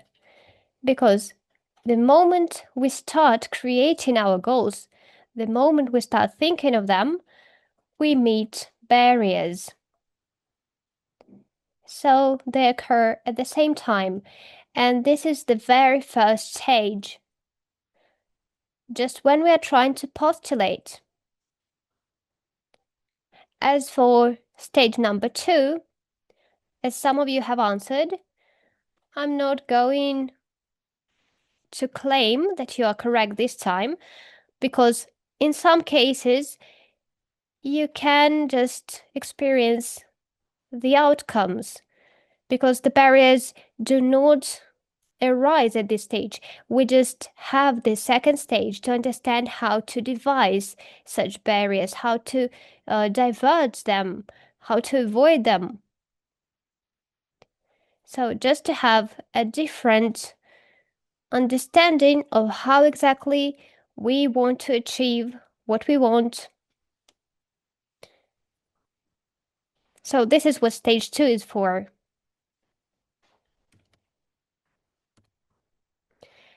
We just need to work out properly of how exactly we're going to elaborate the plan to achieve our dream. Let's move on to the goal and define it. Of course, the first definition, the broad one, is an example of intentional or unintentional desire of any subject. As for the smaller aspects of this term, then we have the final result. And we know that final result is stage 4 in our diagram, in our chart. So this is the final result of a process intentionally aimed at that very result. What about a barrier as such? If we just look through different dictionaries, we see that it is anything built as a passage. It can be railing, fence. Then it can be a natural obstacle or any obstacle at all which might impede an action. So the third one is probably the most critical one, the most important one.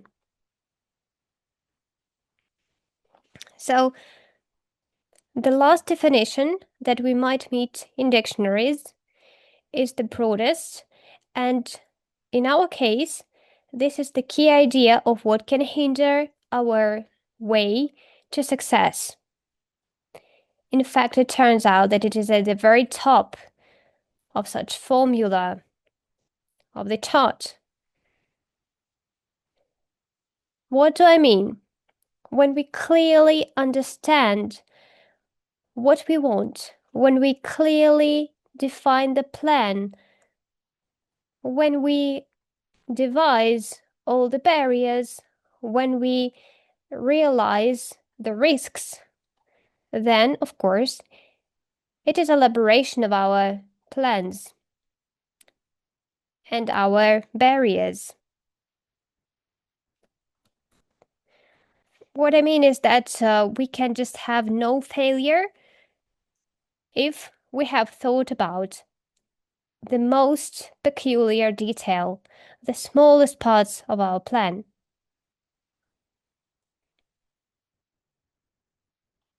So what I want to draw your attention to is that the foundation of our success lies mostly in postulate, in dreaming, and devising plans of how we can get it.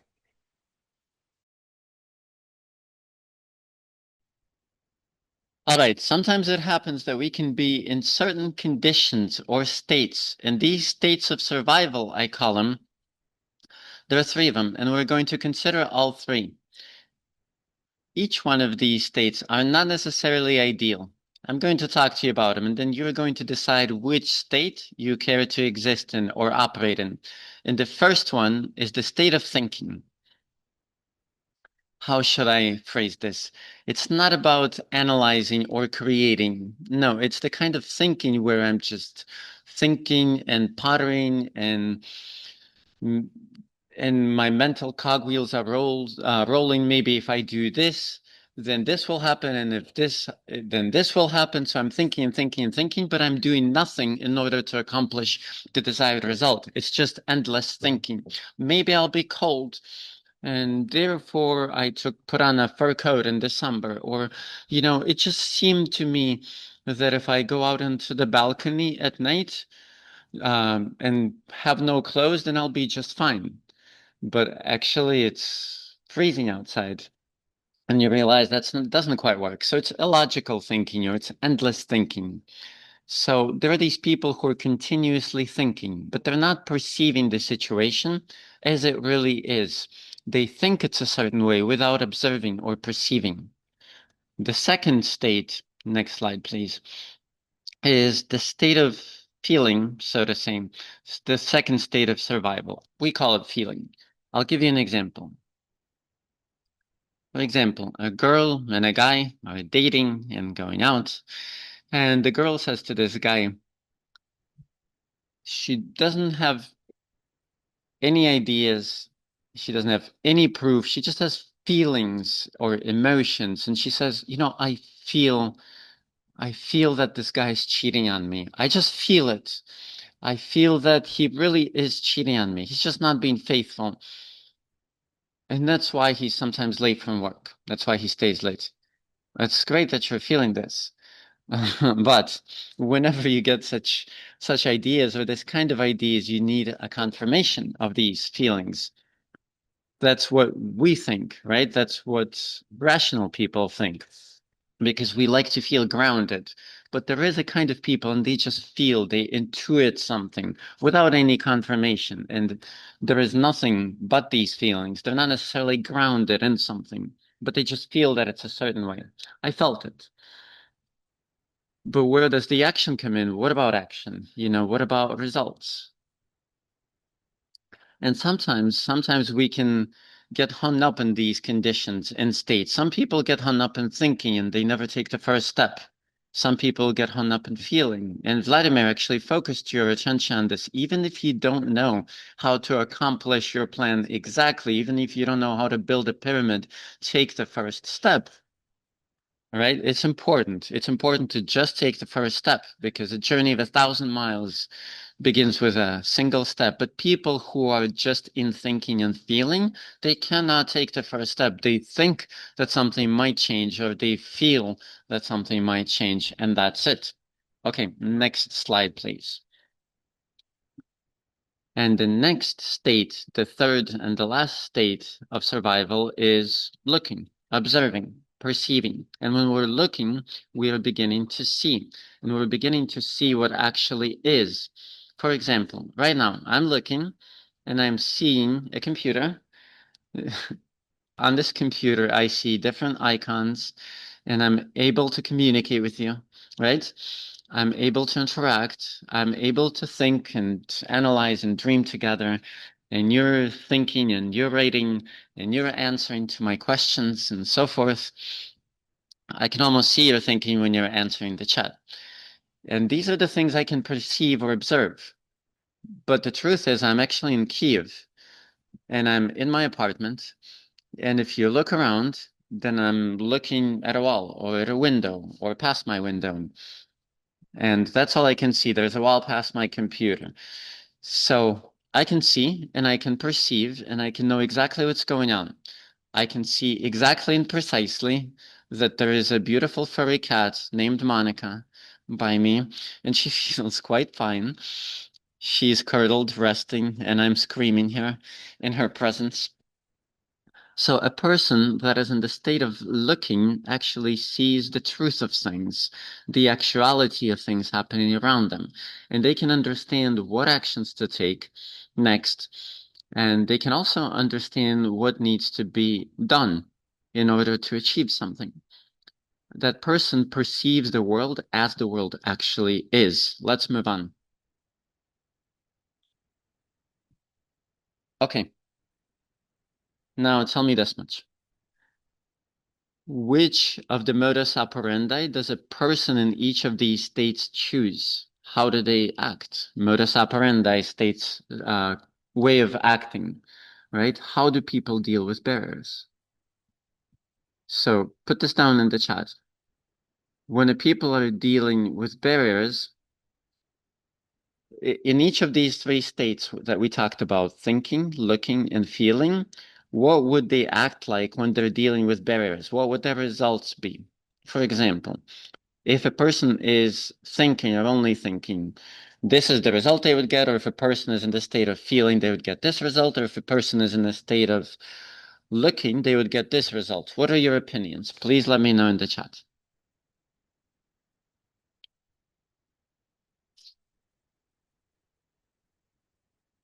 And I'll be quiet. I'm actually hoping and expecting for you to write something. I'm not going to say anything until I see some actions of yours in the chat. So please let me know.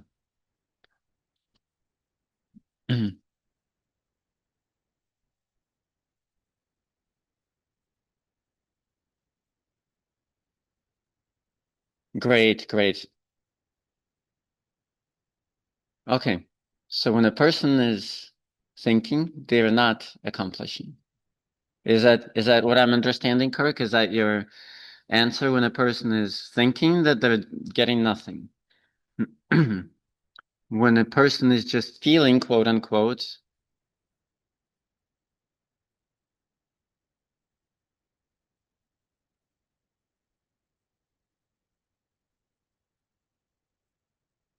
and when a person is in action,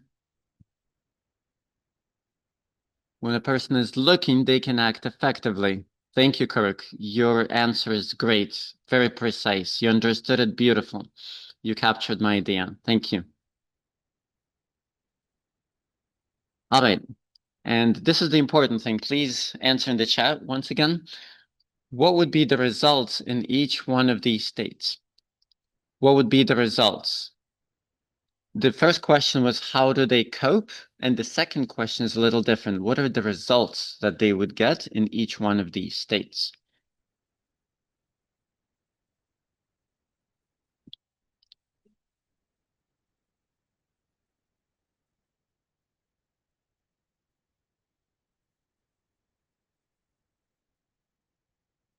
Please write this down in the chat.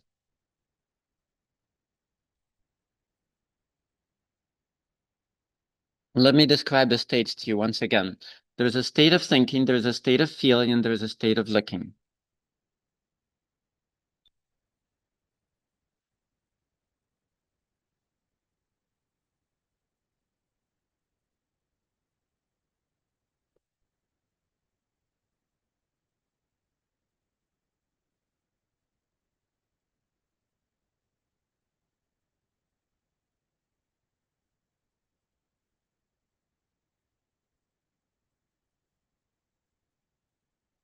Okay, one more time. Please put this in the chat. So the question is, we talked about how they cope in each of the states, but what are the results that they would get in each of the three states? Thinking, feeling, looking.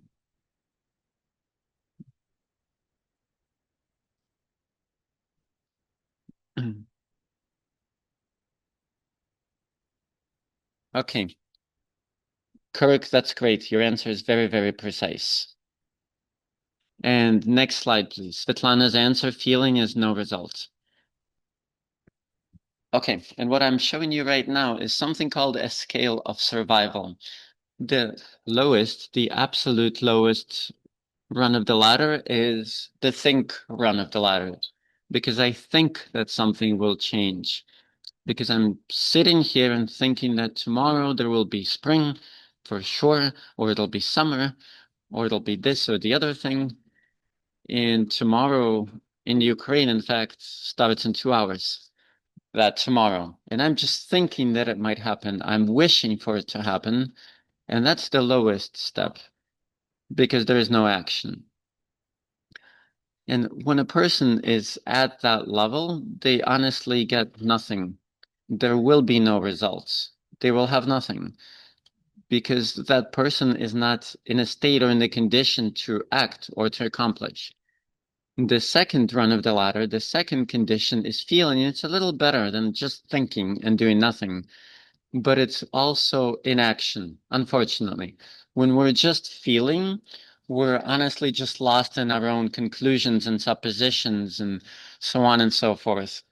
Kirk, you were exactly right in your answers that something will happen and something won't happen. But there is no guarantee that there will be a result. It's a 50-50 probability of a yes or a no. But the best state that a person can be in is actually looking, observing, perceiving, right? When we understand for sure what is happening, when we see any changes right away, any changes in our environment or in our surroundings, in the world that surrounds us, and we react accordingly. And this particular scale of survival is something that helps us to achieve a result and to act.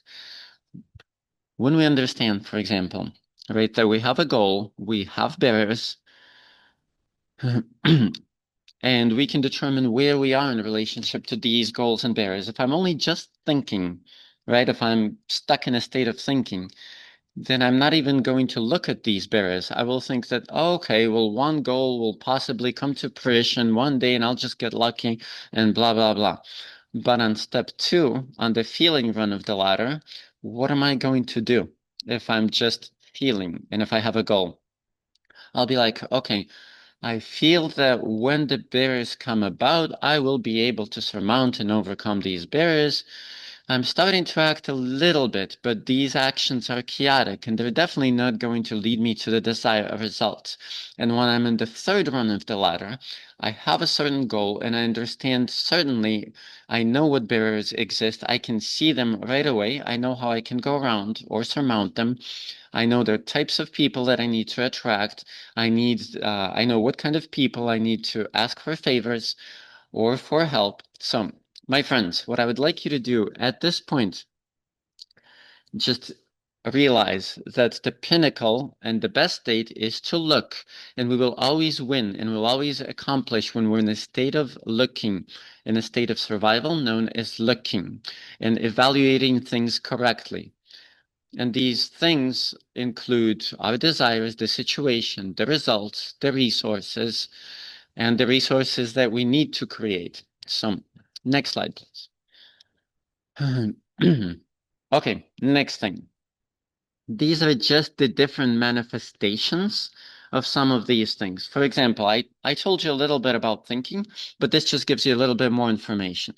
So when a person is in the state of thinking, they're usually fearing or waiting and not doing anything necessarily. They always start to lose possibilities, lose resources, opportunities. And when I say resources, it can be their own resources. It's also friends, time, money. They start fussing about. And when people are fussing about, they're not usually being efficient. What's the result? No result or a bad result. We're coping all the time. And usually there is a zero result. And they make mistakes. Next slide. When we're in a state of feeling, how does this manifest? Usually people start suffering.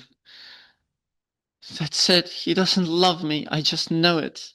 You know, the idea that I gave you when the girl is very, very sure that the guy's cheating her. Oh my God, he doesn't love me. He's always late from work and he's cheating on me. He just doesn't love me.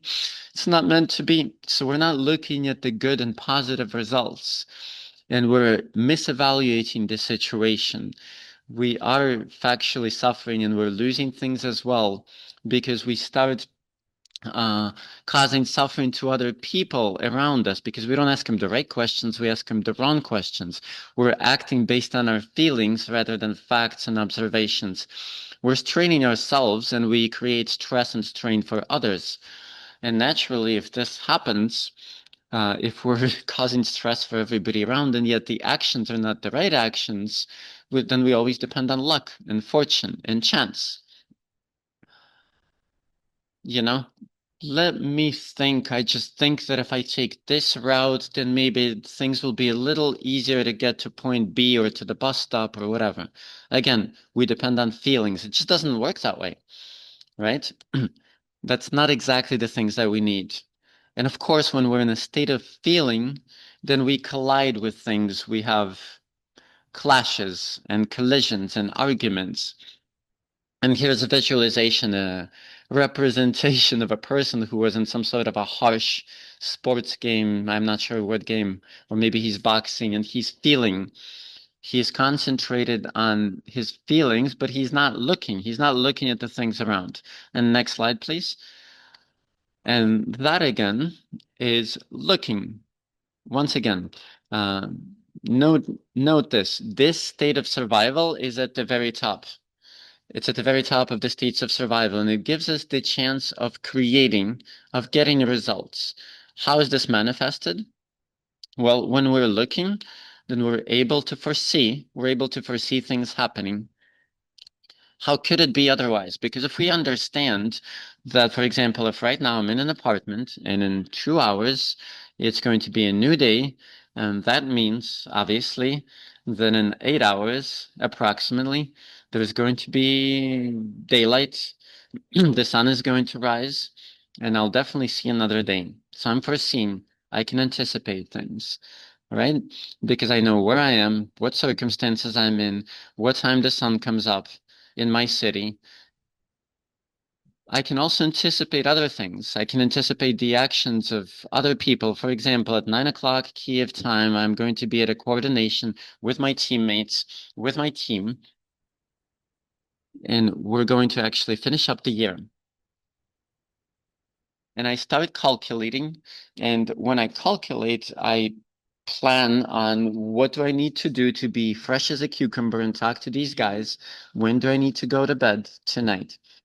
So I start going towards my goal. I can optimize things. And what does that mean?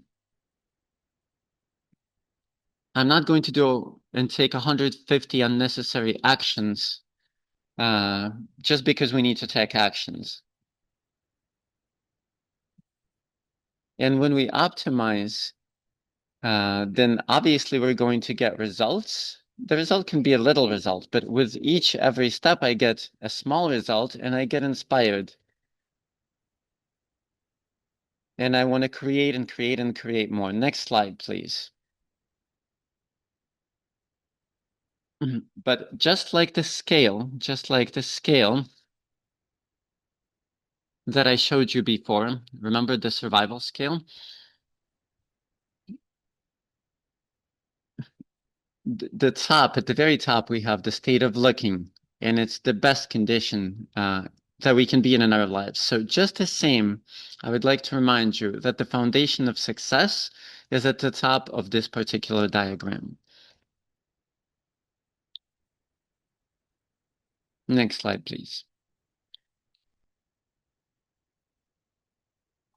If we know for sure where barriers come about and goals, then we know for sure how to create these goals and how to circumvent the barriers. And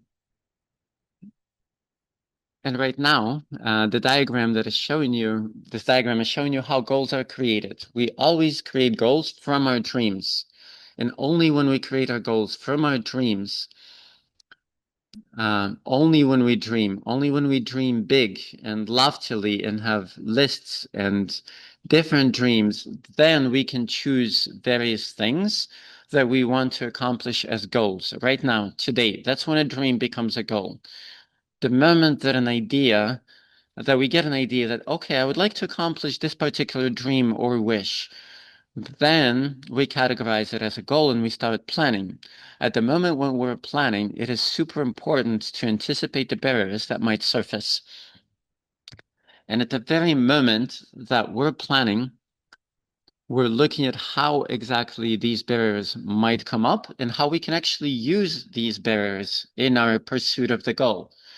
Sometimes there's this strange situation that comes up in all of our lives when we come up against a huge barrier, and maybe we haven't foreseen this barrier, this will happen, right? And we come up and collide against this barrier, and that particular barrier becomes, to us, in our understanding, in our mind, at that moment, that barrier becomes the goal. It replaces the goal.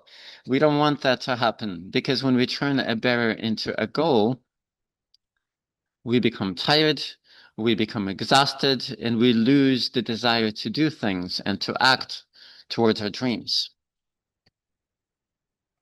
So just when we're focusing on goals, only that in itself gives us the possibility to actually get what we desire and to overcome barriers, to burn barriers on our way, to get rid of the barriers through thought, through the power of thought or the power of perception, and burn them like fire, right? I'm exaggerating right now, but it's almost like magic. It's almost like that. Because when we're focused on the goal, we almost disintegrate these barriers that are in our way. And even if we can't do it on the very first try and on the second or third time, we should be able to do that. And when we're focusing on our goals, then we take all the good and positive energy and experience that we have, and we're using it as a springboard to reinforce our goals. And here I'm actually going to share a coaching question that always works for me. Here's the question. Has it ever happened in my life or in the lives of my friends? Has it ever happened? Has a similar situation ever surfaced that would actually help me to accomplish my goal? And if you can find at least a minute idea or a small nuance or a small detail, no matter how crazy, that would actually help you to overcome this barrier, then use it. Always use this barrier or this crazy idea. This could be incredible. It can be silly, but it might just work in your life. So the question is, has this ever happened to me or to my friends, a similar barrier situation? Next slide. I would like to focus your attention on one thing. Our goals actually always happen when we exist. When their barriers exist, we can't live without barriers or goals because they're intertwined. You know, they're always in tandem. They're a duet. No goals exist without barriers. No barriers exist without goals. They're inseparable. But goals are achievable by circumventing or overcoming or surpassing these barriers. And here, once again, I wanted to show you the states of man in a little bit of a different way. And the first state is have. So the lowest run is to have. And that's when we definitely understand what we want and when we wish to have this result, right? That's the result of our actions. That's what we have. The second run is acting. And when we're acting, we actually do get what we want to have. But before having and before doing, we need to realize who we are, who we wish to be. And that's the top point, because only when we understand who the true I truly is, who that true self is, I'm a cool interpreter, translator, I'm a business coach, I'm a writer, right? Only when we understand this, only when we know who we are, can we take the right actions and get the right results. So goals give us the right energy. They give us the energy and the possibility to create. So the actions give us the result. This is our matter from which we are created. Now I'm going to share the names of those who are a source of great inspiration for me. They are just infinite inspiration. Let's start with Sean Stevenson, a professional psychotherapist who worked in most of the countries. And you see the picture, which is the image from his real life. This is the body which he can control. This body does not prevent him from achieving his dreams and making them come to life. Let's move on to Terry Sawchuk,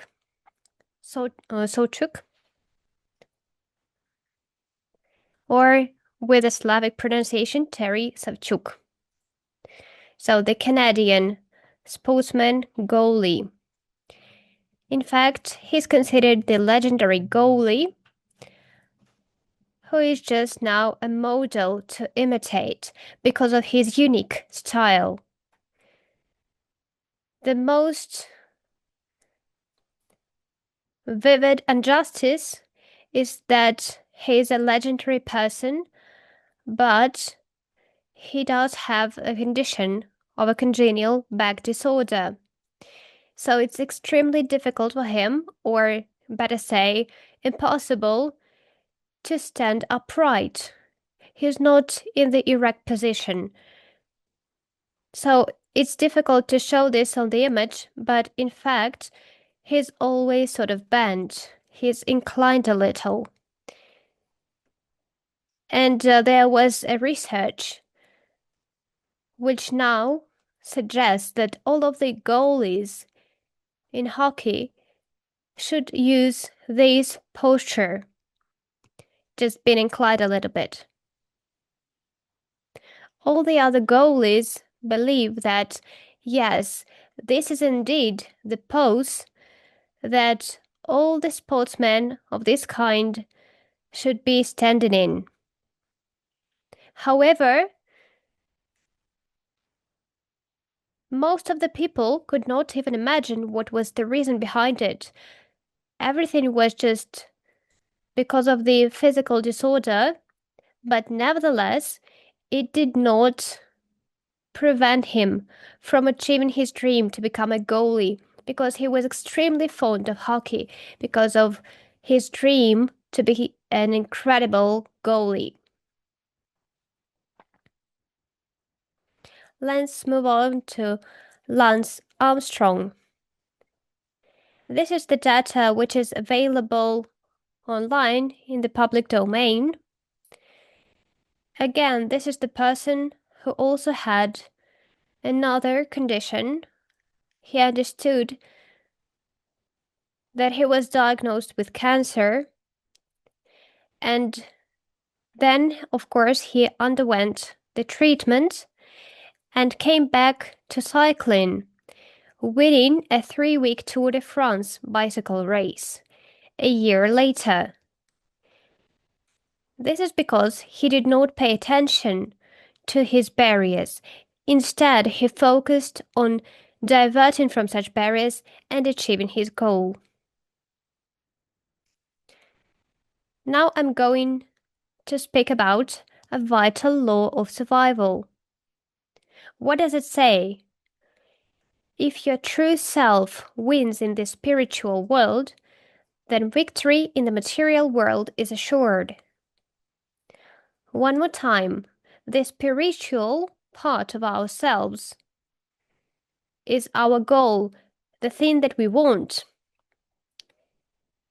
the thing that we imagine to be true, the thing we imagine to possess right now.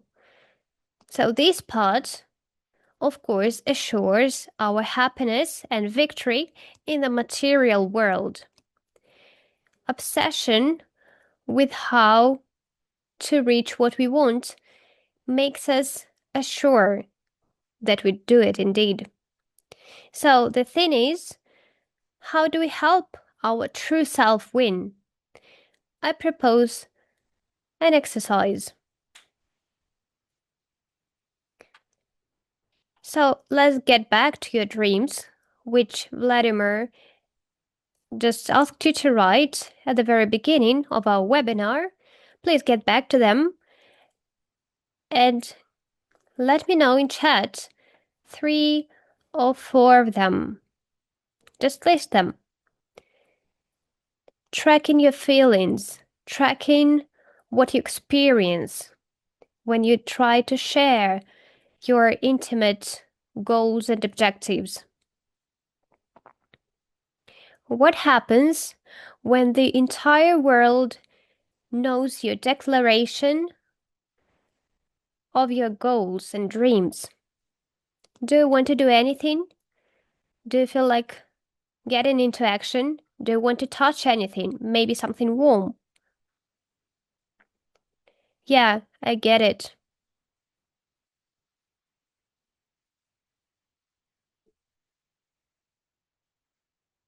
It's really crucial to note, to monitor the feelings and thoughts. You should understand your drivers, the things that drive you when you are sharing your dream with others. So please remember, the most important state, the condition of being in line with your obsession to reach your goal. And keep it in mind. Now you can see an infant, a toddler probably. He has huge intention of getting something. It means that nothing will ever stop this baby. For example, do you recall any situation when you got into a shop and saw some good-looking candy? So you were so inspired that you started your declaration of I want it.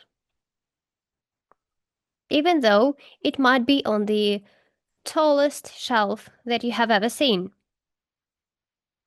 Nevertheless, you do want it, and that means that nothing will stop you from requesting it. Of course, in our lives, there are many situations, and of course, the situations are inevitable, that sometimes we can have those people who might oppose to our ideas, attack it. I'm not saying that we're inviting them. No, for sure not. They just happen to be in our life. This is the normal state of world.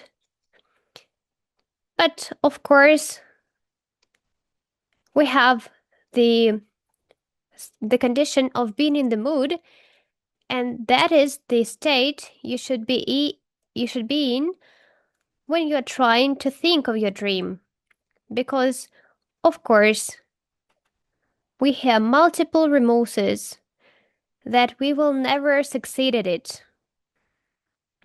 It will be a failure for sure. What can we reach? Maybe some other can do what we want. Maybe later, not now. So please remember that if it is indeed your dream, then all you have to do is go for it. So please choose only one dream, spell out all the exact barriers,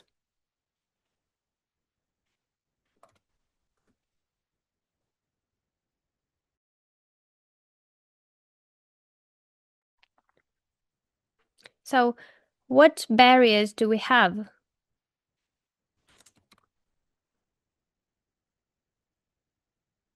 Have you shared any of your barriers or dreams? Did you hear any criticism?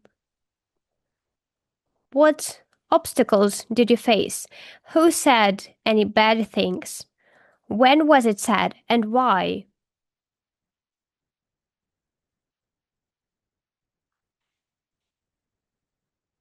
So, the most important thing at this stage is just to recall the situation when, for instance, you were just trying to share the secret dream of becoming an actress, but, for example, the friend replied that for no reason you could be. Of course, you just have to realize that these situations do occur. Please imagine it. What were the exact words? When and under what circumstances was it said? And the most important aspect, why? What for was it said? Probably, it's indeed very probable that sometimes we meet people who might devalue our dreams. And we just should keep it in mind. Because if some people say that it is impossible for you to reach something, it means the person does not believe in him or herself. Likewise, they do not want you to win. Automatically, they suggest that there will be just no success and there will be just failure.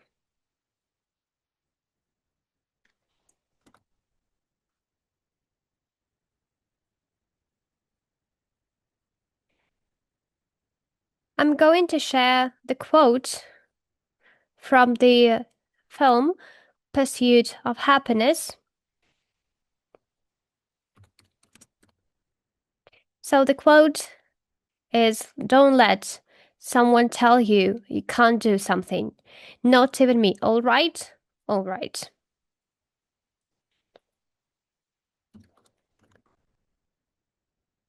The second quote is, you got a dream, you got to protect it. People can't do something themselves. They want to tell you, you can't do it, and I'm emphasizing you. You want something, go get it, period.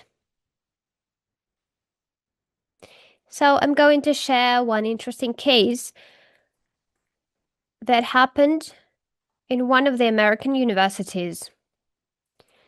One student who came back from the math lecture in the middle of the lecturing process skipped the information, the explanation of the teacher with the answer to an unsolvable, at the time, task. So it turned out that at that time, there were no professors, no scientists who could have resolved that case. Just for oversleeping, that student happened to resolve it and basically succeeded because the task was just on the board, on the blackboard, and that student treated the equation as part of the homework. In particular, the next lecture, the very next lecture, at the end of it, the student understood that the professor just skipped that part of the homework, but he actually did it. So the student decides to ask the professor in return, why don't you ask us about that part of the homework? About the equation you left on the board. But the professor said there was no homework. How come? And then the student just copies, just writes the equation, explaining the resolution in details in front of the class. Of course, the professor was amazed and perplexed. So the student perplexed, and the professor too. Because, of course, it was the correct way of resolving this. However, the student just didn't know that there was some barrier. So this is the story which illustrates that if you do want to achieve something, of course, no one will ever stop you. So please do not even let others, even in their minds, tell you you can't do something.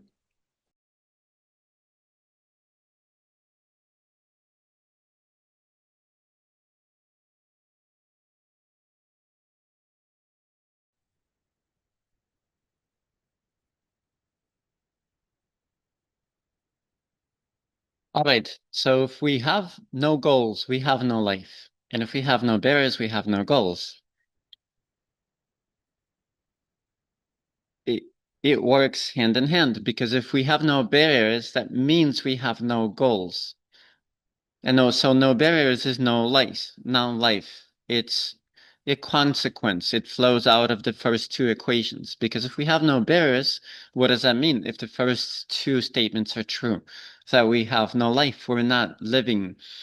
So barriers, my friends, are an opportunity to experience, to learn something, to create something incredible. Next slide, please. All right, so how do barriers come into being? When we wish to accomplish something, we have to act. We're changing the world around us, right? And we're also changing the world inside of us. We're changing the reality, the ideas, the perceptions of other people, because everything in our surroundings, it strives to a status quo, to a stability. And if we act and if we introduce changes into the world, and the world will resist a little bit, and we're talking about barriers. When we say resistance, we're talking about barriers. But can that really stop us, is the question. Is that really a reason to stop? Ask yourself this question. Just because there is the status quo and the status quo resists changes, who said that it has to be, or that it has to stay that way? And who said that if we change the world, there won't be another status quo or another resistance? All right? Because this balance will be recreated. It will be recreated. So it is okay to change things and to change the world. And that's successful life rule number 1. Next slide, please. And successful life law number 2. The more changes there are, the more resistance there will be. It's just simply a fact of life that you should understand and take into account. So if each one of us acts and moves towards our goals, there will be resistance. And the higher the goals, the more movement, the more the resistance. You just have to accept it and continue moving and not stop your movement. And this photo is not for nothing here. A person who is riding a bike here in movement, look at his balance. His balance is disbalanced, right? He's en route to his goals and dreams and prizes and trophies. He's going, or rather driving to his goal, but look at his balance. If that person is not confident, if that person does not truly wish to get his strive, they will get injured. They could easily get maimed or injured, but the goal, he's focused on the goal. And that focus on the goal helps us a lot. Next slide, please. And what I want you to see here is that dolphins travel really, really fast. Yes? And nature is really simple. Nature is really beautiful. Dolphins, like I said, they travel at 100 kilometers an hour. Have you ever thought so? Have you ever thought that dolphins can accomplish that pace and that clip? But imagine they can, actually. Next slide, please. In order for a dolphin to be able to accomplish this type of speed, they are very, very, very streamlined by nature. They have to be smooth, optimized, in other words. Streamlining could also be called optimization. So that's rule number 3. The bigger the barrier, the more optimization or streamlining we need. For example, I want to have a really cool body and I want to have abs, a 6-pack or an 8-pack or whatever. That could be somebody's goal, right? But maybe once every 3 days I have some chips or muffins or whatever. And these chips don't necessarily have the best components and the best nutrition. And every time they throw me back from my goal. So in this case, optimization, what would it be? It would be to look, remember, a state of survival. Look is the highest level that we have on that scale, on that survival scale. So I look at my actions and what actually prevents me from approaching my goal faster. Okay, every 3 days I have a bag of chips. What actually do I want more? Do I love chips more, or do I love a beautiful aesthetic body more? What is more important to me, the 6-pack or the abs? Okay, the 6-pack has to go. I mean, the abs, I'm sorry, the chips have to go. The chips have to go, not the 6-pack. But if I want the 6-pack, then I have to move toward my goal and I have to optimize my day and streamline my day in such a way as to have good nutrition, to do sports, to exercise, because after all, I want that 6-pack or I want that good body. I need to sleep well. I need to have a good night's sleep. I need to get good energy for the body, right? The body needs good sleep. And that is actually what I mean by optimization in this case. The same type of optimization that dolphins have. Look again at the smoothness of their body, and their body is created to move at 100 kilometers an hour. Next slide.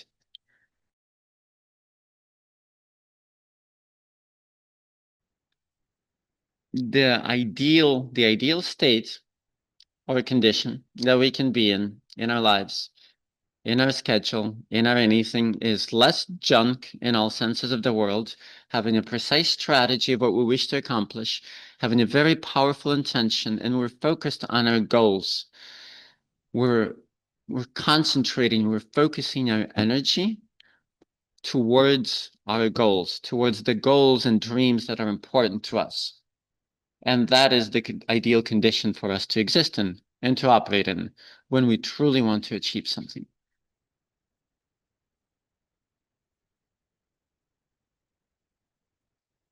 Okay, and we're moving towards the end here, but here is one law of prosperity that I would like to share with you. We have to always remember something. When we're doing and acting in this world, there will always be people wishing to eat you up for breakfast. And Vladimir actually spoke to that point as well. There'll always be people who wish to do you ill, who wish to bite off a chunk of you, but we need to get so big, so powerful, so cool and incredible and so formidable for the someone that they would choke. And that's it. And only then and only then do we have a route, and the only route and the only way to be successful, or to be right, actually, is to be successful. The way to be right is to reach your goals and be successful. And that's, my friends, what I wish to tell you. And we're gathered here today for this very reason, for each one of you to be successful and to reach your goals. And you have us to help you, and you have your friends, and you have your family that is supposed to be your support group and will help you, will support you, will be rooting and cheerleading for your goals. Don't forget it. Never, never, never allow anybody to eat you up, and you have to get so big and so successful that there is no chance that you wouldn't be. And I think that Catherine is probably going to be back in just a second, but let me come up here. Okay, so what is the next slide? I think what Catherine is saying, guys, is that we need to always flourish and prosper, and that's the best way to fight any barriers and criticism. There was a bit of a force majeure in Kiev, so all things are good. Now we have candlelights. Maybe that was needed. Maybe that was needed. Maybe you needed a break. Maybe you needed a break. To give you an opportunity to think about it, to feel it through, to feel the main concept that that happens to be the main rule of success. Next slide, please. I can't help but express my gratitude to the founder of our technology and our company. This is the person who created this particular approach and technology that we use of success and of time-oriented time management. She is the founder of this particular method. Her name is Ludmila Bogosh. And she thought about many different things, including a planner. All right, now I would like to see our next slide, please. Okay, 1 second. Okay, Rick, can you bring me into the main room, please? Okay, Katya, you can hear me? Yes. Okay, good. All right, guys, so we're towards the end of our presentation. We're going to thank the people we need to thank. But first, we would like to see if there are questions for me and Katya that we'll gladly answer for you. Если кто-то слушает по-русски, мы сейчас будем завершать. У нас будут призы, новогодний тост. Но сперва, есть ли какие-то вопросы для меня и для Екатерины? Будем очень рады и постараемся ответить. So, any questions before we move towards the end of the presentation? About goals and dreams. Katya, that was awesome. I learned a lot and I got to practice on you. Hopefully the people were understanding. No questions? Great. Rick, can you return to the previous slide? Yeah. Here, the previous slide, as you wish. Yeah, okay. So, okay, any questions? Going once, going twice, going thrice. Okay, I'm going to roll with the next part. Please stay with us because we're going to do a raffle and a toast. If questions come up, then you can put them in the chat. So, Rick, let's acknowledge the people. So Dmitry Isayev, aka Santa Claus, aka Ded Moroz, Grandfather Frost, is our wonderful singer. He's a choir conductor, a voice coach, a singer, and a sound recorder. And he also has an email, which if you want, you can email me and I'll send it to you if you need an awesome musician for your Christmas party, except he's in Siberia. But okay, next person. Yeah, links to my channels Rick can definitely share. Okay, our awesome interpreter, and I would love to see her, to hear her lovely voice. Anna, can you turn on your mic? Yeah, I'm here. Yeah, hi everyone. Okay, Anna, Once a again. round of applause for Anna. She was going into Russian first, then into English. That was good. How was it for you? Great, and I also have the Christmas tree sort of That's present. awesome. Okay. Anna is an English, Russian, and Spanish interpreter. We just met about 2 weeks ago when I needed people for a potential Russian to Spanish United Nations project. So, Anna, you did really well. Thanks. There you go. Thank you for Thank being with you. us. Okay, You're welcome. next slide, please. Next slide, please, Rick. Okay. Well, you can actually. Okay, yeah, that's Anna. I don't know who these people are. I know who the girl is. I don't know who the dude I is, don't know. but because she's wearing white, she's wearing cream rather, a cream blouse, and you're dressed in black. This must be your good twin. No, I'm just kidding. Um, okay, so Katya, as you probably might have surmised and guessed, is a life consultant. If you need help about your goals and life and business and so forth, you know how to find her. Right, Katya, anything you care to say? Okay, good. I think that's also the sign for live long and prosper from the Vulcans from Star Trek. Yes, yes. No. Oh no. Yes. Now that's correct. Okay, and we'll tell you in a second how you can also support us. Obviously, you did support us today by coming to the webinar. We're going to do just a few announcements here in a sec, but about me, English, Spanish, Russian interpreter, translation trainer. You can always recommend me. And here is how you can support us in a few announcements. We'll probably, if Katya didn't get tired of us, or Monica rather, do another webinar maybe around mid-January to see how you're faring along with your goals. So we want you to have accomplished something. You can also support us. This was a gift. You owe us nothing, but it will help us. Rick, we can show the next slide. If anybody cares to thank us and donate, we're not against it because we have interpreters, we have cats who need milk, we have, different expenses. So if you wish to donate something, you're welcome to. Or if these methods don't work for you, then just email me. You can also support me by previous slide, please, Rick, by reading my book. And it's available here, and we're actually going to raffle out a couple copies. So let's go to the raffle and then the New Year's toast. You ready for the raffle, Kate? Sorry, I'm reading.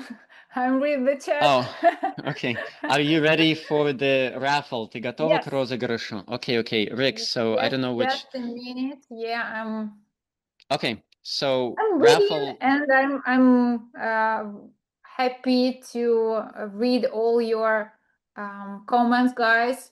And Okay. We yes, have questions here. Oh, sorry. From Milena. yes. I'm going to translate this. Catherine, please tell us what was the most difficult barrier in your life that you have overcome. And Kate, you can answer in English or in Russian, and I'll translate. Я вот когда прочла этот вопрос, я на самом деле чуть-чуть подвисла, да, почему я не сразу ответила на твой вопрос, Володь. На самом деле, в каждый из периодов моей жизни для меня был какой-то самый страшный, да, и каждый барьер, он тоже кажется, боже, как же я это сделаю, о боже, о боже. Но, наверное, сейчас я могу сказать о том, что Какой самый сложный барьер? Думаю я еще на самом деле. You know, Вот я Vladimir, тягиваюсь. that's a bit of a difficult question, so that's why I didn't exactly answer your question right away, is because I was hung up thinking about this particular question. But at every stage in my life, I thought that it was the most difficult stage and there was a very formidable, scary barrier. But if I had to answer what was the scariest of all, I'm still thinking. Give me a second here. Да, вот. И я помню, что для меня самым страшным барьером были мои 23 года, когда не стала мамой. Я думала, боже, что делать и как так, и почему у меня? И как дальше я смогу жить, я вот не знала. Но сейчас я с вами. Уже 10 лет прошло от того момента. I remember when I was 23 and my mom passed away. This was a very sad and scary time for me. And I thought to myself, how can I go on? This was 10 years ago, but here I am still with you, you know? В прошлом году мне казалось, боже, как же я могу... Я решила уйти из бизнеса, который создавала несколько лет в партнерстве со своими партнерами, так.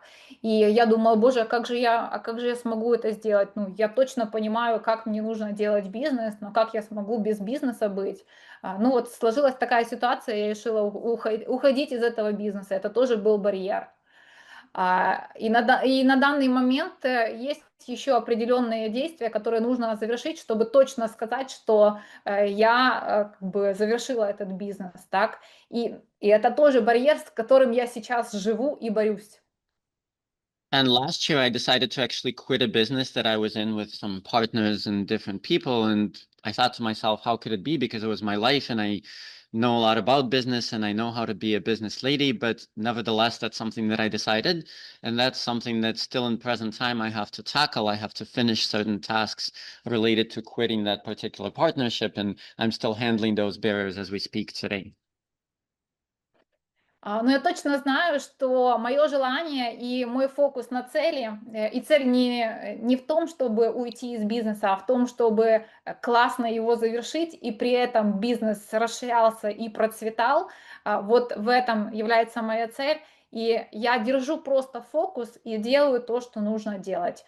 Если нужно напоминать, напоминаю. Если нужно выполнять какие-то действия, я это делаю. Но главное, что меня поддерживает вот уже больше года, это то, что я на самом деле понимаю, чего я хочу, и иду к своей цели. And obviously, the goal here is not to leave the business. The goal is to do it as smoothly as possible and for that business still to flourish and prosper. But what supports me is having my own personal goals and dreams and going towards those goals and dreams. I'm sorry, Rick, did you say something? No? Okay. I thought I heard something. Must be New Year's magic. Okay. Katya, was that all or did you want to continue? И есть еще один вопрос, как вы консультируете сейчас? Mhm. Я отвечу очень быстро и просто. Я вижу, что вы понимаете русский, да? Я консультирую общением через Zoom, и точно вот это общение, я точно знаю, что оно помогает и оно работает, да? То есть интернет у нас есть, все окей. There is one more question in the chat in Russian. What is your mode of consulting today? And my mode of consulting is just like this, via communication by Zoom. You know, luckily we have Zoom, we have internet, and so we communicate. And I know definitely that works and brings results. And in fact, that's how Katya and I decided to create this webinar, is because we've been helping each other, you know, me helping Katya polish up her English, she helping me to reach my goals faster and more efficiently. So I was like, my gosh, you're pretty good. Let's do this webinar. So voila. Okay, let's do the raffle and the New Year's toast. Yes. So what we're going to raffle out is first my books, then one of my sessions. For interpreters are also consulting, and one of Katya's sessions. So first we're going to raffle out a poetry book. These are translations of Russian and Spanish poetry into English. And if you're only a Russian speaker and you don't need my poetry book, we'll think of something else. By the way, здесь кому-то, если нужен перевод на русский, напишите. Я не знаю, остались ли у нас люди, которым нужен перевод, но если нужен перевод, просто напишите. Okay, let's raffle first my poetry book. Okay, let's go. That's interesting. Oh, wow. Luba Luba Ravinskaya. Ravinskaya. Из Мексики. Woohoo! We have a Okay. winner. Okay. All right. Luba is, I believe, a Spanish-Russian linguist from Mexico. There we go. All right. So, Okay. right, Rick, take down this name, please. And yeah. Okay. Next is going to be my book of essays. I have a book called Translation Essays. And by the way, if you're in the United States or Mexico, you get this printed. Otherwise, it has to be electronic, but nonetheless. Okay. Okay, let's go.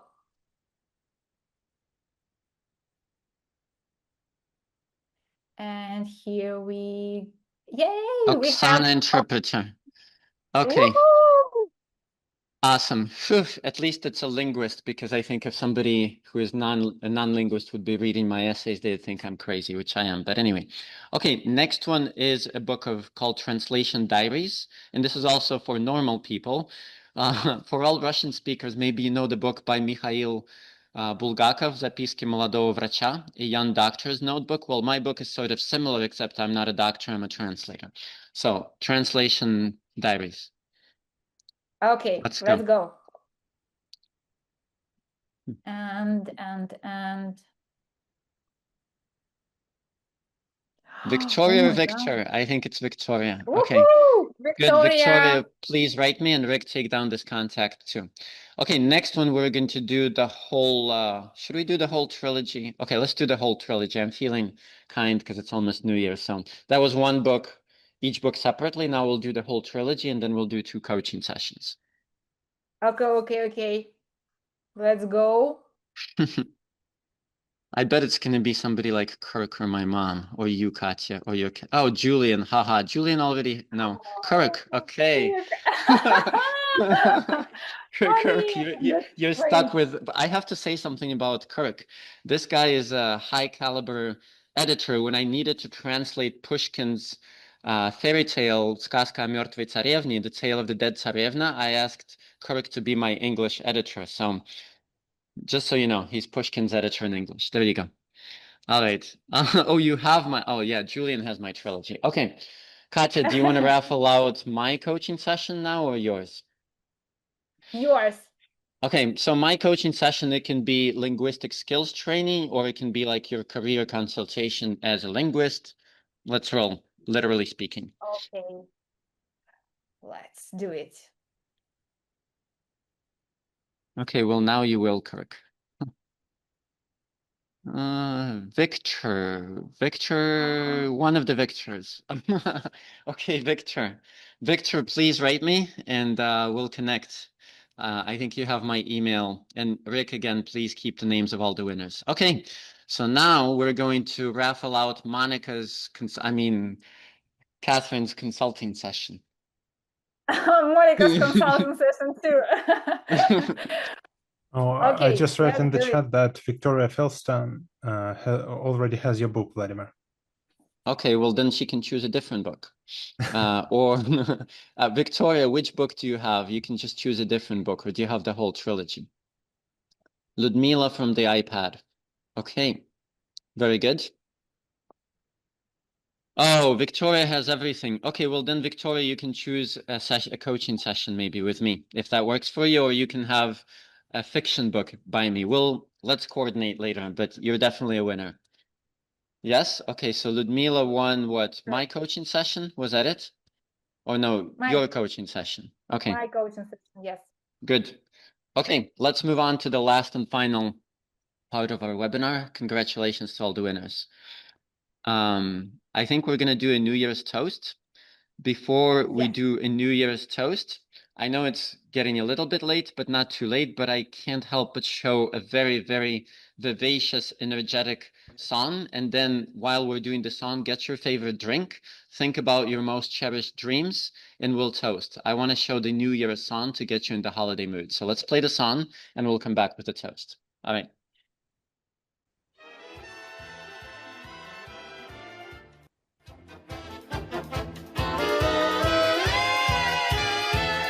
Let me sing a little song about time. Only minutes left, just 5 before the chime.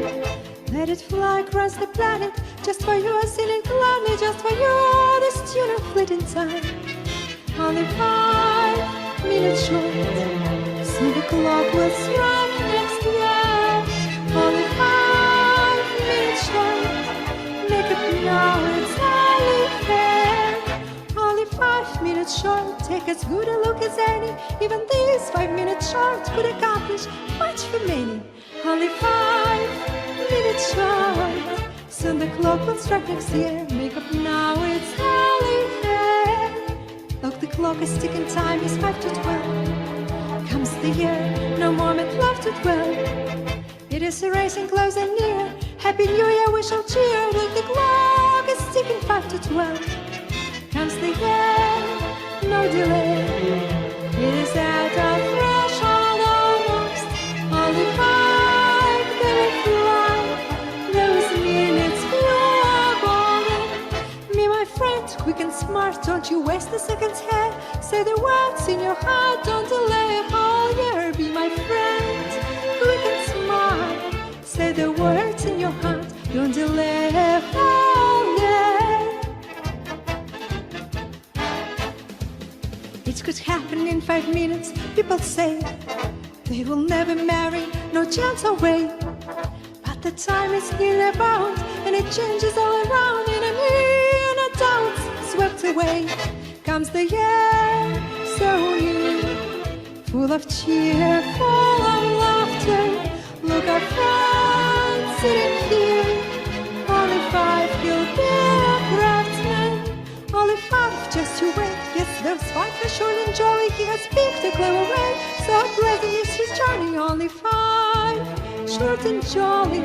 He has picked a clever way. So pleasant is his journey. Let the planet sing this tune and let it fly. Little song of mine about 5 minutes time.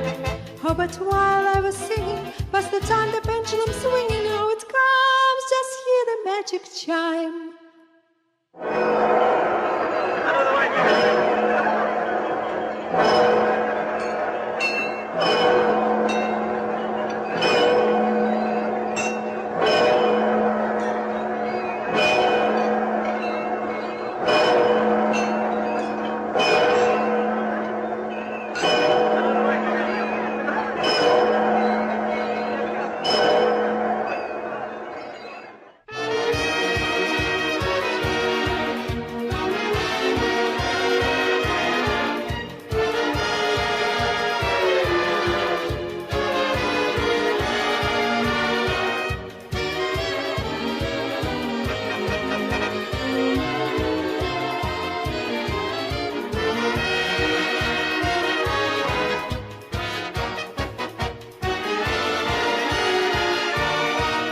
Comes the New Year's Day. Happy New Year, joy and cheer. Time will sweep us away. All the year your love was here. Let the world sing and dance. Let the faces shine with laughter. Will the night with thrill, I say. All the rest can wait till after. Comes the New Year's Day. Happy New Year, joy and cheer. Happy New Year, joy and cheer. All right, that's one of my favorite songs. Okay, get your drink in hand, everybody, please. Katya and Monica, are you guys with us? I'm super curious what Monica wishes to wish us all for the new year. Yes, that's the Snow Maiden and Grandfather Frost. But let's now show Katya, if we could, or the speakers. Katya, what do you want to wish our listeners? Сначала я скажу за Монику. Она точно желает всем очень хорошо высыпаться, потому что сон – это основа, и это то действие, которое ведет всех ко всем целям в жизни, которые имеет каждый человек. First, I'm going to share Monica's wishes, if I may, and she wishes you guys to get really, really good and sound sleep in this new year, because sleep is the basis of everything, health and dreams, and it is the one factor that leads us to accomplishing our dreams. Kudos to that. Good wish, Monica. What about you, Katya? What would you like to wish our listeners? Что хочу сказать нашим ребятам, которые с нами. Во-первых, я хочу сказать большое спасибо, потому что что вы подарили нам свое время, это бесценно. И я хочу пожелать каждому из вас в ваших жизнях тех людей, которые будут ценить ваше время и будут всегда поддерживать вас на пути к вашим целям. И, And конечно here, же, огроменных вам мечт, крутых вам барьеров, которые побеждать вы будете с легкостью, с кайфом и которые вы будете преодолевать и понимать, насколько вы крутые. Я желаю вам крутости в этом году и все года после.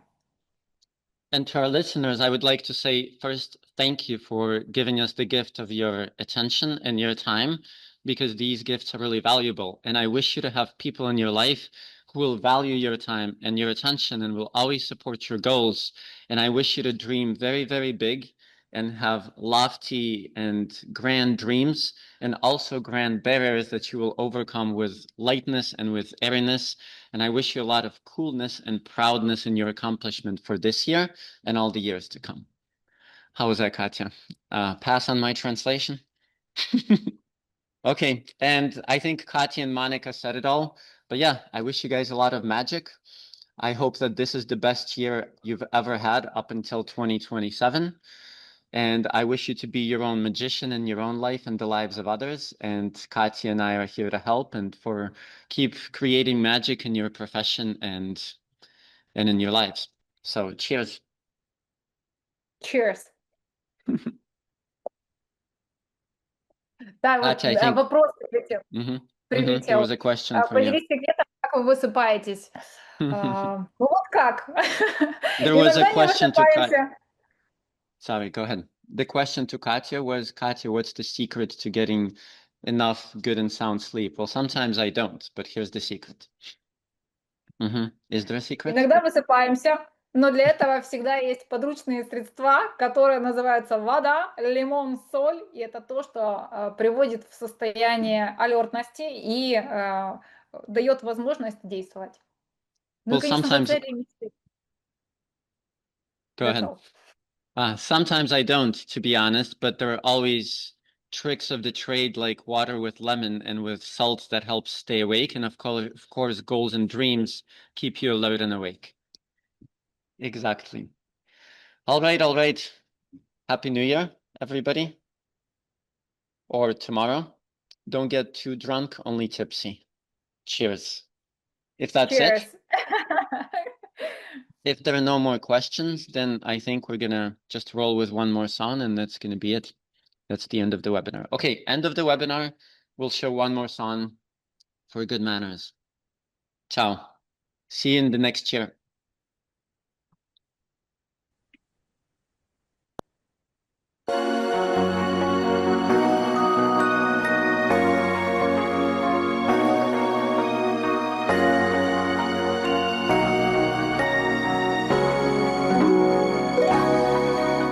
The city in daylight is like any city you find, but evening is here and everything changes at night. It casts a mysterious air on actors and life. There's figures singing and Hamlet again in a strife. That magic evening, a wild image, its tales weaving for us on stage. The candles dimming, and love is gone, but on that evening, it's newly born. A caravel's carrying slaves and the wine to our shore, to that ancient harbor that sleeps on the ocean floor. And new rings the song of eternal and proud true love. a sister to planets unknown but circling above. That magic evening, a wild image, its tales weaving for us on stage. The candles dimming and love is gone, but on that evening it's newly born.